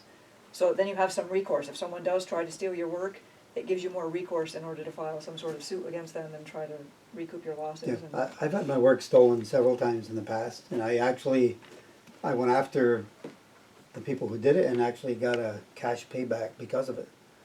In one instance, I thought it was the right thing to do. It was, I had actually offered to write for this newspaper at one point, and they didn't hire me. So, fine, I do my own thing, and I'm reading their paper one day, a wonderful article, written by me, the entire thing in their newspaper. they just stole it off. And the next week, the did the internet. same thing. So I got in touch and I said, this is how much I would make off that article, so this is how much you owe me. And they and did. he Yeah, paid they me. did pay. Okay, this is actually, it's a really charming children's book by author Terry Brown. this is not a reprint. No, it is not. It is a new book published this past spring. It's really beautifully illustrated by, what was her name? Stacy Leonard. It's about a little skunk who, she's curious about the moon and the sun and the stars and all that, so it follows her in her little adventure to find out information about these things. There's a nice little picture of her in here. Looking at the moon. So you can see it's really nicely illustrated. And what you can often do when you do a children's book, very hard to compete because you might go in Hanford and see 3 hardcover children's books for $10 sometimes. Yeah. Right. But you do something unique like this and you go to schools and you might read to the children and you can probably sell to some of them and you do different things where you relate to the community. If you go out and do that, you can actually do okay financially. And it has the story of the little skunk, Sophie, but then in the back she has some information on moon phases, constellations, and then some facts about striped skunks. So it's, it has a nice educational component as well. Yeah, it's a nice book. So I it's a know. really nice book. The one we did with Gordy Little back then, Little Champy, he was within a month. I think he was making profit. We sold quickly and sold very well. That's it can be done. It's not Speedy always Arnold easy. book as well. He did the Yeah, Speedy's done a great What's job in with Off this. Doing in the Osable River, and Yeah. he's done very well with that. This is one of our latest publications as well. It's called Finding My Peach. It's by an author named Jean. She's just Jean, No- sort of like no last Cher, name. like Cher or Madonna or Elvis. Or Calvin. Or Calvin. Yeah. You gotta have an exclamation point after your name. Yeah, Calvin. Anyway, the Sound like subtitle is Judy. She Hopeful says, Healing Stories for the Heart. Jean she's worked with people who are sick and handicapped. She does a lot of work, I think, with hospice and things like that. So she got a lot of inspirational stories about some of her experiences. And again, like you mentioned, it's a book where you could just sit down and read a chapter. Each chapter is independent, so you could just sit down and read a chapter and then put it down and then come back and read some more later. The reason it's called Finding My Peach, Yeah, this is a great she story. had a good friend who I believe was dying, and when she went to see her one last time, the friend had a speech impediment. And as Jean was leaving, the friend said, "Find your peach." And she thought, what is she talking about? And she realized, because of her speech impediment, she was saying, "Find your peace." But So it's a cute little play on Yeah. finding my peach. And for this book, all her profits are going to go to Crane Mountain Valley Horse Rescue in Westport, High Peaks Hospice in Saranac Lake in Mineville, and the North Country SPCA in Elizabethtown. So she's not looking to make any big money off this or anything. It's just an inspirational book, and she's sharing the profits with some Yeah. Some things, organizations who do a lot of good things. like some things I didn't foresee when we started publishing. We started by helping other people publish their books. This wasn't a business. It just grew into a business because we were being asked so much to do. And how did Larry and Jill get it done? So, everything just progressed from there. But I was surprised to discover that some people it wasn't about money, or some it wasn't about money at all. Like Jean, it didn't matter what it cost. She wanted her book in print, and then she was going to donate all the proceeds. So we've had a few like that, and some we've actually done large volumes of family histories for people, organize everything, and publish it as a book, but just for them. So it's not like for sale to the public. But we find different clients like that. So we currently have some books in the works. He's actually working. This book is just in the beginnings of a book about a man who was born and raised in Cameroon. Oh, So it's an amazing. interesting story about his life and the struggles he went through living in Cameroon and then managing to get to America and get an education and a good job and all that. So we don't have any kind of cover in here for that book yet. But another book that's going to be going to print very soon is this one. It's called Len's Boys. And Len is a man named Len Perry. He was a very well-known and beloved coach in Tupper Lake. And he had developed this newsletter called The Moaner during World War II. And the men they might be stationed in the States, they might be all over the world. There were many who participated in battles like D-Day, Battle of the Bulge, things like that. They would write home to The Moaner and talk about their experiences or tell what they were doing, how they were doing, where they were, things like that.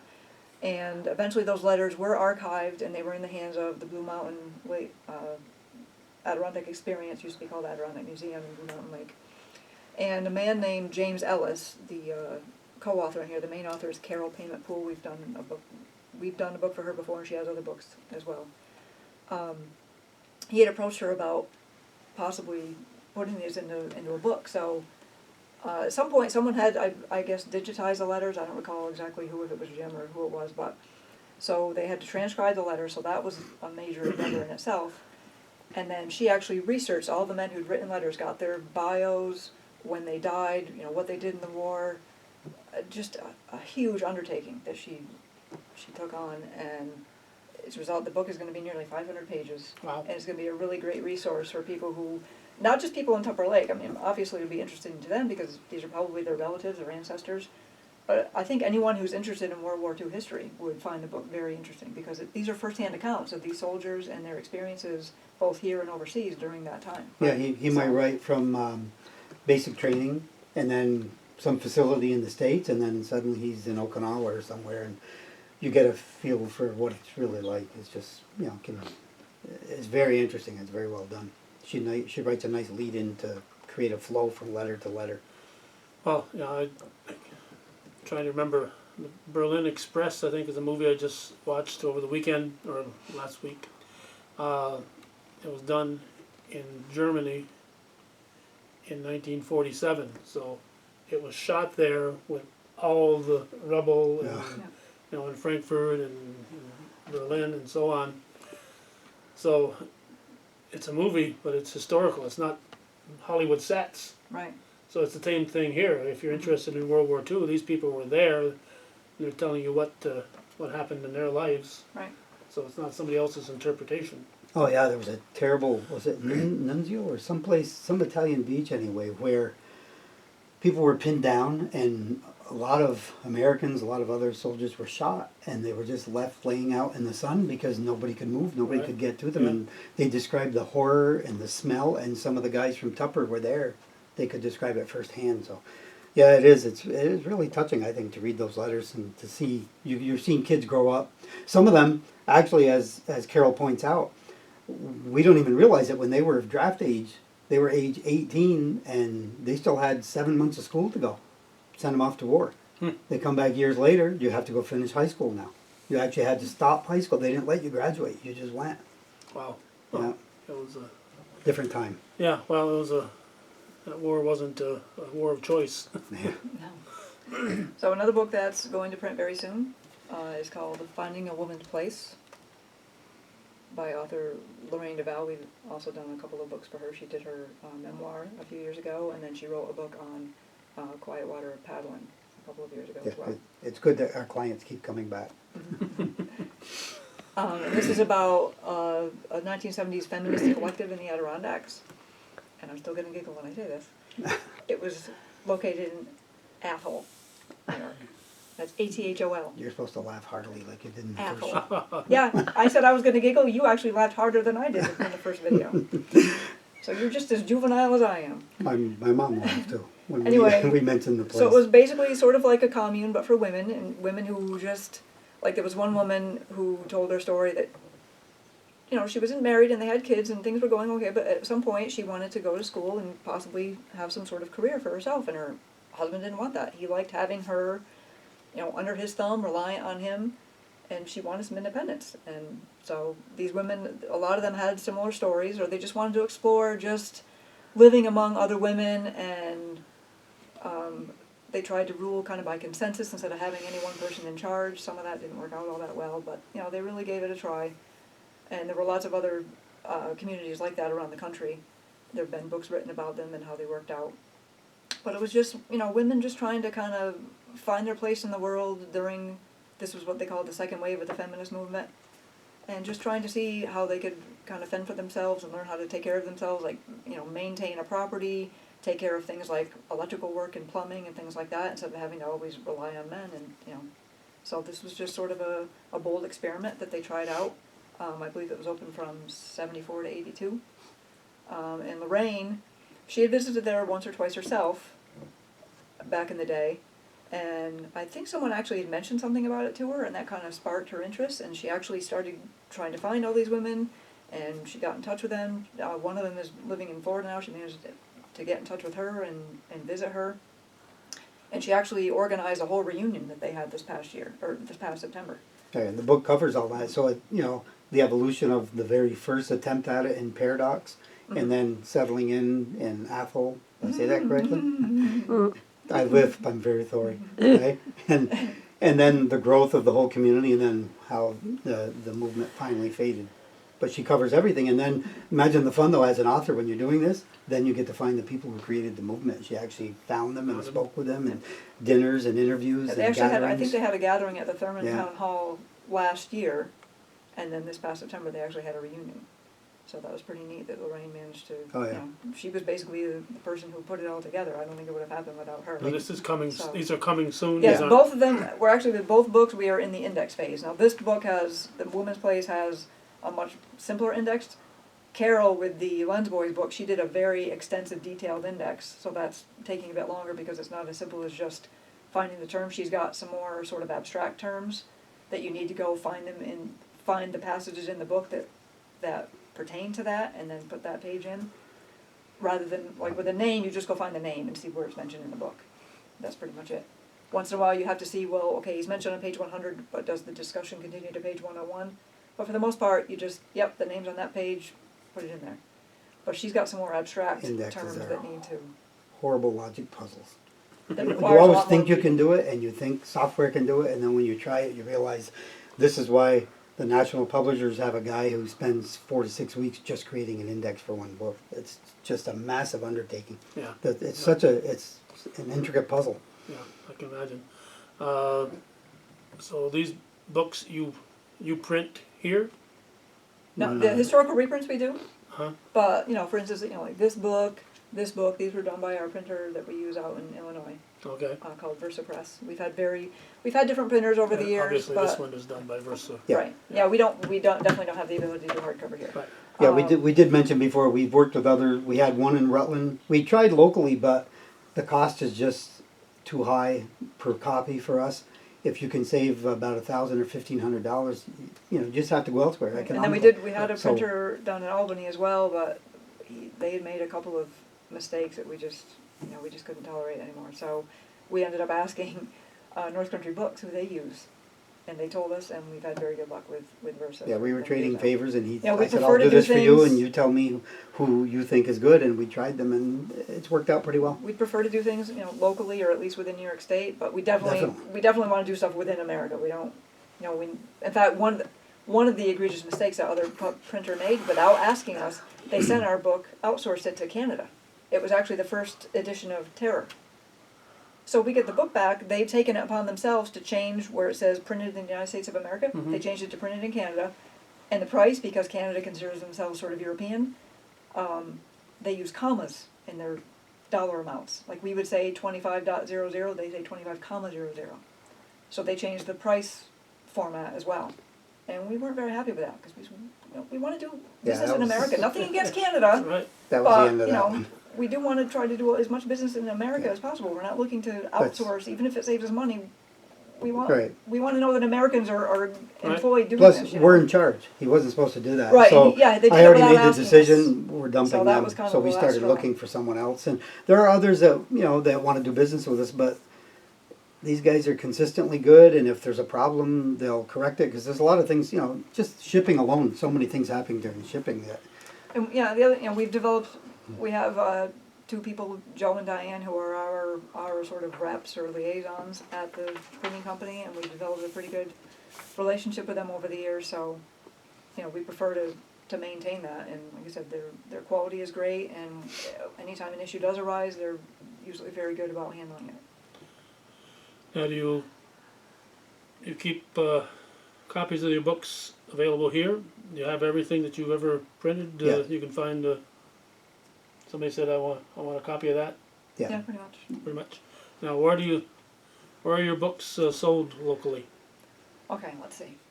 All the Kinneys in Plattsburgh, Kinneys in Champlain, Kinneys in Elizabethtown, Saranac Lake, and Lake Placid. and Peru. In Peru, I'm sorry, I forget about, because that used to be Yeah. Larry Shanley's store, and then Yeah. Kinney took it over recently, so Okay. sometimes I still forget that it is a Kinney now. But yes, the Kinney in Peru. Bookbird Books in the Mall carries many of our books and historical reprints. Arnold's Grocery down in Keysville, the Keysville Pharmacy, the Cornerstone Drug and Gift up in Rouse's Point. Cornerstone Books, they might still have some of our books, but he kind of changed how he does things, so we don't I don't know, we don't hear from him as often as we used to. But for years, we sold $1,000 to $2,000 worth of books a year there. I thought it would stop after the first 2 years, but it just kept going and going. So Nancy constantly carried my books, and they sold well enough that she kept them by the checkout. And that's really nice, because people see it all Yeah, the time. Nancy Dunham. But I think, Definitely. when Art took over, I think he kind of changed how he, Yeah. what he But, focuses. we just go elsewhere to sell. We have them in other, Bookberg, we actually have a full spinner book rack in there with 32 titles, and then we've got another 20 titles on the shelves. And then we also have Dick's Country Store and Music Oasis in Yes. Churubusco. Big seller. And yeah, he sells a lot of books, because he gets a lot of the Canadian traffic as well. But a lot of people buy our books there.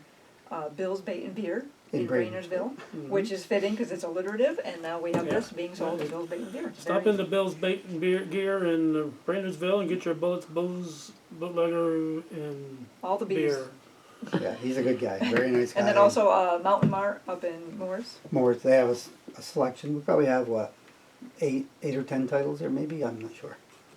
Yeah, I don't think we have any. I'm not sure if I don't think we have our historical reprints in there, but we have several No. of your more. So some have a recent selection. books. It all depends. We have, several of my books are at the Adirondack Experience, which was a museum. We have different bookstores, Charlie John's and Speculator. Hollis's Country Corner in Long Lake. Yeah, Charlie John's orders, a lot of the Garrow thing happened in that area in '73. Yeah, so that book sells He a lot constantly orders, he'll say, send me six more. So, we do that too. We're accommodating. We don't give the big discount that others might give, because it's high overhead. It's very expensive to do all this.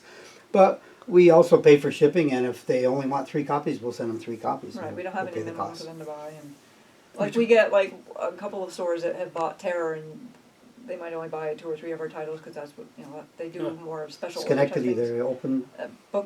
No, Bookhouse and Side Sunset Plaza. That's all money. Schenectady. No, but there's one in Schenectady where we sell to. The Oh, one that yeah. used to be in Saranac Lake. Or whatever, but you also got We're your all over the place. your website. Mhm. You can Yep. buy them You off can your buy all of our website, books online. your Facebook And page. have them shipped directly. And how about if somebody says, "Well, I live around the corner"? Do you have any? We generally don't. to have people coming to the house. Don't because- come here. You're not Well, welcome. we're not, we're not insured or, we're not a business, Right. this is Somebody our private home Slips and, and falls in your Right, yard. so- Well, yeah, we're a I'm not dealing business, with but Yeah.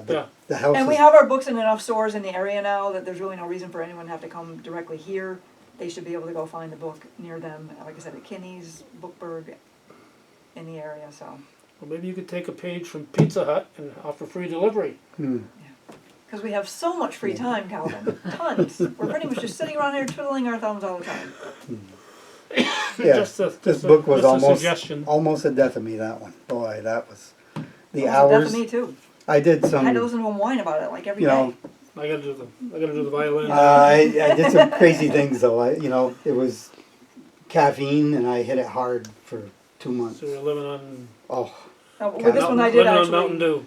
I actually did all his this would his be photos the and equivalent captions of to try to maybe save him 2 time. Mountain Dews. Well, I didn't want the calories, so Yeah, I we actually drink lost Mountain weight. Dew. Diet Dew. Well, Diet we Dew. drink, No, here's a product, we drink this. yeah, but Hey. It's got caffeine, but it doesn't have like, but anyway, that, it doesn't have artificial sweeteners that are, Okay. and unfortunately, I know the offshoot of that is someone like Calvin saying, "You got a 3019 in here." Trying to edit when you're so exhausted, you really need to focus 100%. So you might do it for 10 minutes. If you lose focus for a moment, you miss something. So difficult to edit your own work. And here I am going on 20-hour days. I went some days I didn't go to bed. I actually stayed up through the night, worked through the morning, and just kept hitting the caffeine. I knew it was bad for me, but I was in pretty good shape physically. I worked out hard every day for at least an hour, so kept that going. But we don't plan on doing that again. Gonna have to plan better to get this. Don't press your luck. Yeah, well, and it was so huge. Knowing that, God, if you've got 3 or 4 million words, how are you gonna? This was going to be 8 single books. Nobody's gonna read Well, 8 yeah, books. and even so. even now when it was available when? well, I guess November 3rd was the official day we Oh, launched it, was? because we brought it to the Chronicle Book Fair in Glens Falls. Okay. So you had books available on November 3rd, which is kind of close to Christmas, and you want to get this out ahead of time. Before this that. is- Right, yeah, then we had to do all the running around to get it in all our stores. This That is was- the ideal interesting. Christmas present for anybody, right? Oh, I should point out, CCHA, Clinton County Museum, they have copies as well. Oh, that's right. Yeah, Yeah, they they were one of the actually first had good to- they sales, were and one we of the had first to to order. deliver some more to them. That's right. Better point out the CCHA. Yeah. Right? And they usually Yes. participate in, I believe they participated in Small Business Saturday recently, and then I don't recall the date exactly, but they usually hold a holiday open house. They had one over Every year, like this in past August. weekend. They had that, and they were That was their open house? pushing the Okay. local books. Yeah, Jerry had told me, but I'd forgotten, we were doing so much running around that day, I didn't remember the exact date. that Jerry they were having Favreau. it. Yeah, Yes, Larry's my cousin. cousin, Yeah. And president of CCHA? my favorite cousin. No, Favorite. Well, Oh, what do I? oh, on the Depends top who's 10. watching. She's On my the favorite. top 10. She's my favorite of your cousins, if Okay. that matters. Of course, I don't really know that many of your other cousins, but Oh, well, see? I think even if I did, I think Jerry would still be my favorite. Anyway. Anyway. We Okay, ran. you've got other your local books that you wrote. Oh, You got, of course, the first one you did was back in 1980. You said History of the Atone of Flat Rock, yes. and Lion Mountain, Tragedy of the Mining Town, Out of Darkness, in Memory of Lion Mountain Ironmen, Battle of Plattsburgh, Question and Answer book, History of the Altona Flat Rock again. Silver anniversary Silver edition. anniversary. Oh yeah. But there's a lot added to it because some of the professors at Plattsburgh State had learned more about the geologic history and natural history. So a lot of that's incorporated. They helped. Ken Adams, Dave Francis, Yes, people like both that. both of them exactly. Those are the 2 men. Brendler's boys. Who's Brendler? What's that? George Brendler. Brendler, the famous soccer coach. I call it the house that George built because Rob's done a fantastic job there carrying it forward. And I knew about George when I was at St. Mary's, and I remember St. Mary's playing against Shazy, and I couldn't believe how good they were at handling the ball. A small school, and they played at such a high level. So I always liked him from afar, and then I got to meet him, and he's a great guy. So it does tell his soccer story, but it's his life story too. Fascinating life story about how he grew up in Europe and Yeah. escaped the war and things like that. And not knowing English when he came to America, and look what he did. It's just amazing. George Brendler, and of course George Brenderfield and Shazy, and you talked about Rob. That's Rob McAuliffe, who's won 9 New York State Class D titles in soccer. Yep. Oliver's War, an Adirondack Rebel, Battles of Rockefeller Fortune, Terror in the Adirondacks: The True Story of Serial Killer Robert F. Garrow. Your biggest seller. What's your next biggest bestseller? Probably the Lion Mountain book. It was, Tragedy of a Mining Town, probably overall. The fastest seller you're coming to was the prison book. Oh, I thought you were going to say. The fastest seller. Thought you were going to say History of Cherubusco. Well, that did sell. You know, we went up to Dick's and did a signing up there, and yeah, that Yeah, went that's pretty where we well. officially launched it. At Yeah, Dick's. we did very well. with it. Adirondack North Country Gold, 50 New and True Stories, 25 Diabolical Adirondack That's one of our Murders. best sellers. Yeah, that's actually getting well. We're gonna probably have to look into reprinting Yeah. it. So we may not be able to We're reprint on- it with the fancy cover, but We're almost sold out on that. We Okay. sold probably a couple thousand, close to a couple thousand now. Yeah, An Escape from Dannemora, 170 years of escapes, tortures, and infamous inmates. Yeah, that was our fastest seller. That one, I took advantage of the fact that their mugs were on TV everywhere and put them on the cover. And I mean, we Well, almost could say fortunately- we couldn't keep them in stores. It was Right. instead of sending 6, send me 12, send me 24, Right. send me 24 more. fortunately you know, he had been great. planning on doing a book about the prison, and he Right. had So you had all this stuff pretty ready. much to- all the research already in place. He just had to, hone it all down. and Yeah, everything, I think and, the best part of that book is the other parts, the parts about the escapes that people don't know about. Some Right, fantastic- because when the media kept saying, "Oh, no one has ever escaped from the maximum security," that Right. was wrong. So someone hadn't done their research. No, They were just wrong. you're saying it was fake news. Fake news. Fake news Yes. out there. Fake news. All right, then you've got several, Oh, the 7 killing. volumes, There's this one here. Killing in the, Cuyahoga Valley. yeah. Well, the significance supposedly was that it was the first school teacher murdered. I don't know why there's a list of school teachers murdered, but anyway, it was, for me it was more that it was a young kid who did it and he passed himself off. It was the first one to claim Not in- insanity, but imbecility. innocent by reason of imbecility. He was an imbecile and he couldn't have done this. He didn't know what he was doing. But I have the first time that story's ever been told, beginning to end, and I actually was able to trace his ending in an insane asylum. So I know he did end up paying. He had even intended to put that story in One- the 25 murder book, but Yeah, because actually that was a chapter. that story is So- huge, so Yeah. So I made it a small book instead. Okay, what year, when did that, 2013? no, when, Oh, The when did killing. that happen? Oh, That's boy. on shocked. 3019, I think. Yeah, Third- it's It's gonna happen. It's gonna happen again. just talk amongst yourselves, I can probably find it. Then you got several here, little composites, 7 volumes so far. People, Places, the Adirondack and Foothills. This is stories you were doing on a weekly basis. Are you still doing them on a weekly basis? This is the first time I had to stop the first time in Well, 9 'cause- years 'cause to, you to do this book. Get this. But I'm supposed to get back to it very soon. I have a weekly column on Adirondack Almanac, which is the #1 Adirondack news source. He's won awards for it, and he asked me years ago to write for him. That's all Jill's fault. She originally said, "Why don't you do Oh, you were doing something that? on Facebook, No, you know, every to day get on Facebook. to get attention, so that people will see our books more." And the idea was the news story of the day. So I'd research an old story in Plattsburgh history. Well, that takes at least a couple of days. Well, sure. So to do one a day is insane. But Jill really didn't care about that. No. So okay. I think I Short made time. it. I think I made it through maybe 7 stories. I was still going, driving myself crazy trying to do it. And I got a contact from this guy, John Warren, and he said, "I love your stories." And he's been crazy about my writing. I can't explain it, just like you're thinking. I can't explain it. But anyway, he said, "I want I you can't to, explain it, that's for sure. would you write for us?" And I did almost beg off because I said, "Well, I don't really want to be told to go out and do a report on a local town meeting or something." "No, you can do whatever you want as long as it's Adirondack related." "Yeah, but I want to pick all the subjects myself." He kept saying yes to everything, so I couldn't help it. So, and I pressed my kids when they were in school to play sports. I didn't press them to play sports, but if you're playing sports, you keep your grades up, you stay busy all the time, and they did. So that's what I did. So while doing all this, I was still turning out a column a week. I sometimes would write about the world of books because I know a lot about let's say ebooks versus print books and things like that. So I follow all that, but I mostly write original history stories. So some of these they're so good, they're so exciting, and we didn't know some guy was super famous in New York City and he's from a little village south of Malone. So I like to cover things nobody's ever covered. So that's what I do. I look for that kind of thing. And I'd done enough of them that actually the book you saw here, the Adirondack Gold, Adirondack and North Country Gold, that was an accumulation of 50 of those, 51 stories. And man, some of them, they grip me, and I'm sure everybody would love them if they read them. But I didn't realize I was going to keep going, and then it went on to 50, 100, 200, 250 stories. So we said, well, at least to try to preserve them. We know Jill does some of the production here for our short run books, where I don't expect to sell a lot of them. She'll actually make them like the 2 reprints you saw. She makes them right here in house in our binder.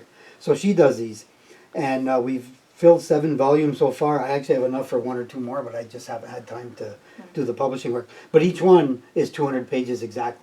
And we color code the covers. Oh, she's probably got a picture there. Is that what you're Okay, doing? so back to the Kaihura, that's Oh, the cover. That's the cover So of. you got the teacher on the left, the victim, and then Isn't she the a supposed fish? imbecile, Jean Giannini, on the right. Jean. I don't know, did he Jean. call himself Jean or Jean? I don't know. Her name was, the teacher's name was Lydia Beecher, and the murder occurred in 1914. And that's in Poland. You're In famous Poland, for yeah. soccer, right? Against Yep. Shazy. Yep. Yep. It's a beautiful area just north of Utica. You're just getting up in the hills, and oh, it's really nice up there.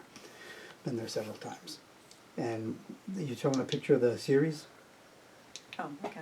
The series, Wow. the books. Yeah, just to show what they look like. They're color-coded covers, and like I said, all original. You won't find these stories anywhere else unless somebody stole them from me, and that has happened on many occasions.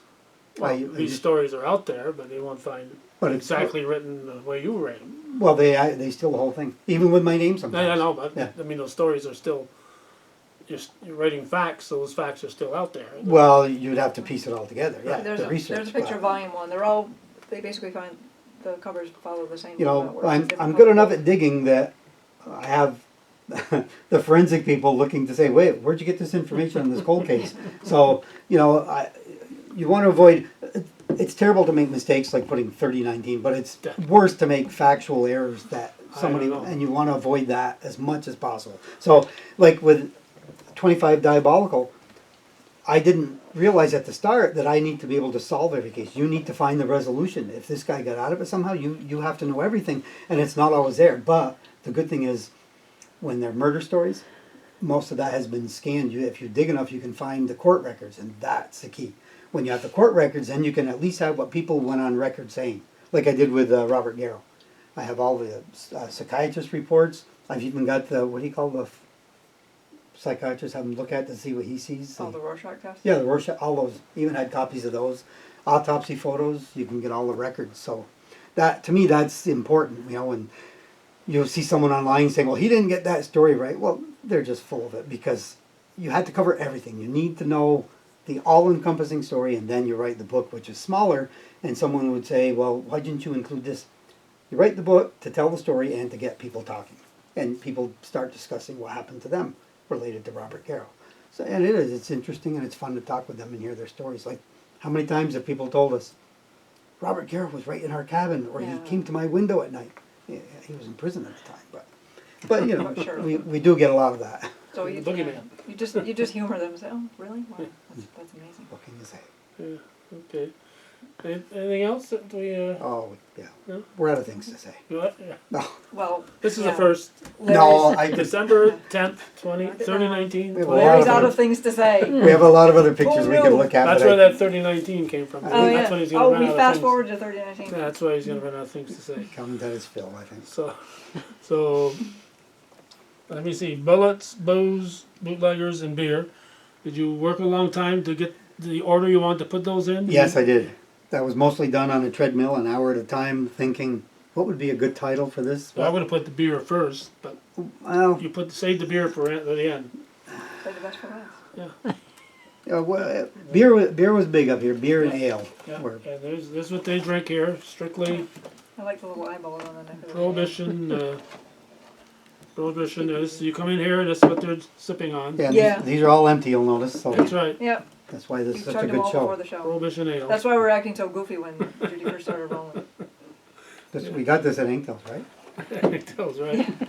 They did have a bar in Actually- the other half. Oh yeah. Nobody pointed that This out, right? particular, the Prohibition Oh, Ale, yeah. that came from Oregon. Calvin, when you know, like you must have gone there. You go to Inktel's. The right side was a restaurant. The left side was a bar. That's right. Yeah, They kept chasing me out of that bar. I don't know Well, why. you were just a Something 12-year-old. against teenagers. Yeah. Well, yeah, that's right. I wasn't a teen. But I did manage to purchase some alcohol illegally from an old bootlegger in Champlain. So see, I have my first connection. Okay, this will be off camera because I don't want the government to confiscate this video. Oh, Larry's incriminating himself. That's right. So let them do it off camera. So, bloated toe. That's like a toe that's bloated up, and it's a toe as on your foot. Publishing. You can find them on the internet, on Facebook, and wherever good books are sold. yeah, good books. Great books. Great books. Spectacular books. Great books are sold. Theirs are sold too. So. Oh, I forgot to do the numbers. I Oh. wanted to figure out how many dollars worth I'd sold over the years, and I forgot to do You're it. gonna admit that? Well, it's in the hundreds of thousands, well up there. Oh, way more than that. One book. Remember, for the first few years, well, we only had, what, maybe half a dozen books to sell.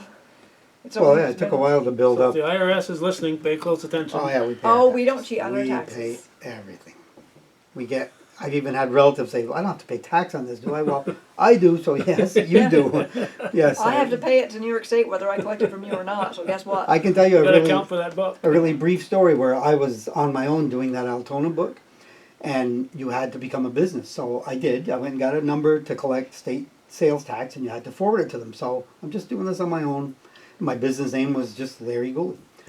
And I got a notice that you didn't pay your sales tax. Or file, probably. Because even if you don't owe, if you had Yeah, no yeah. sales for a Annual- quarter or whatever the time frame is, Yeah. Well, you at least have to file to tell them that. If you Right. don't file, there's a penalty. I owed them 28 cents. I And had they were sold gonna- 4 books, and my fine was $1,000.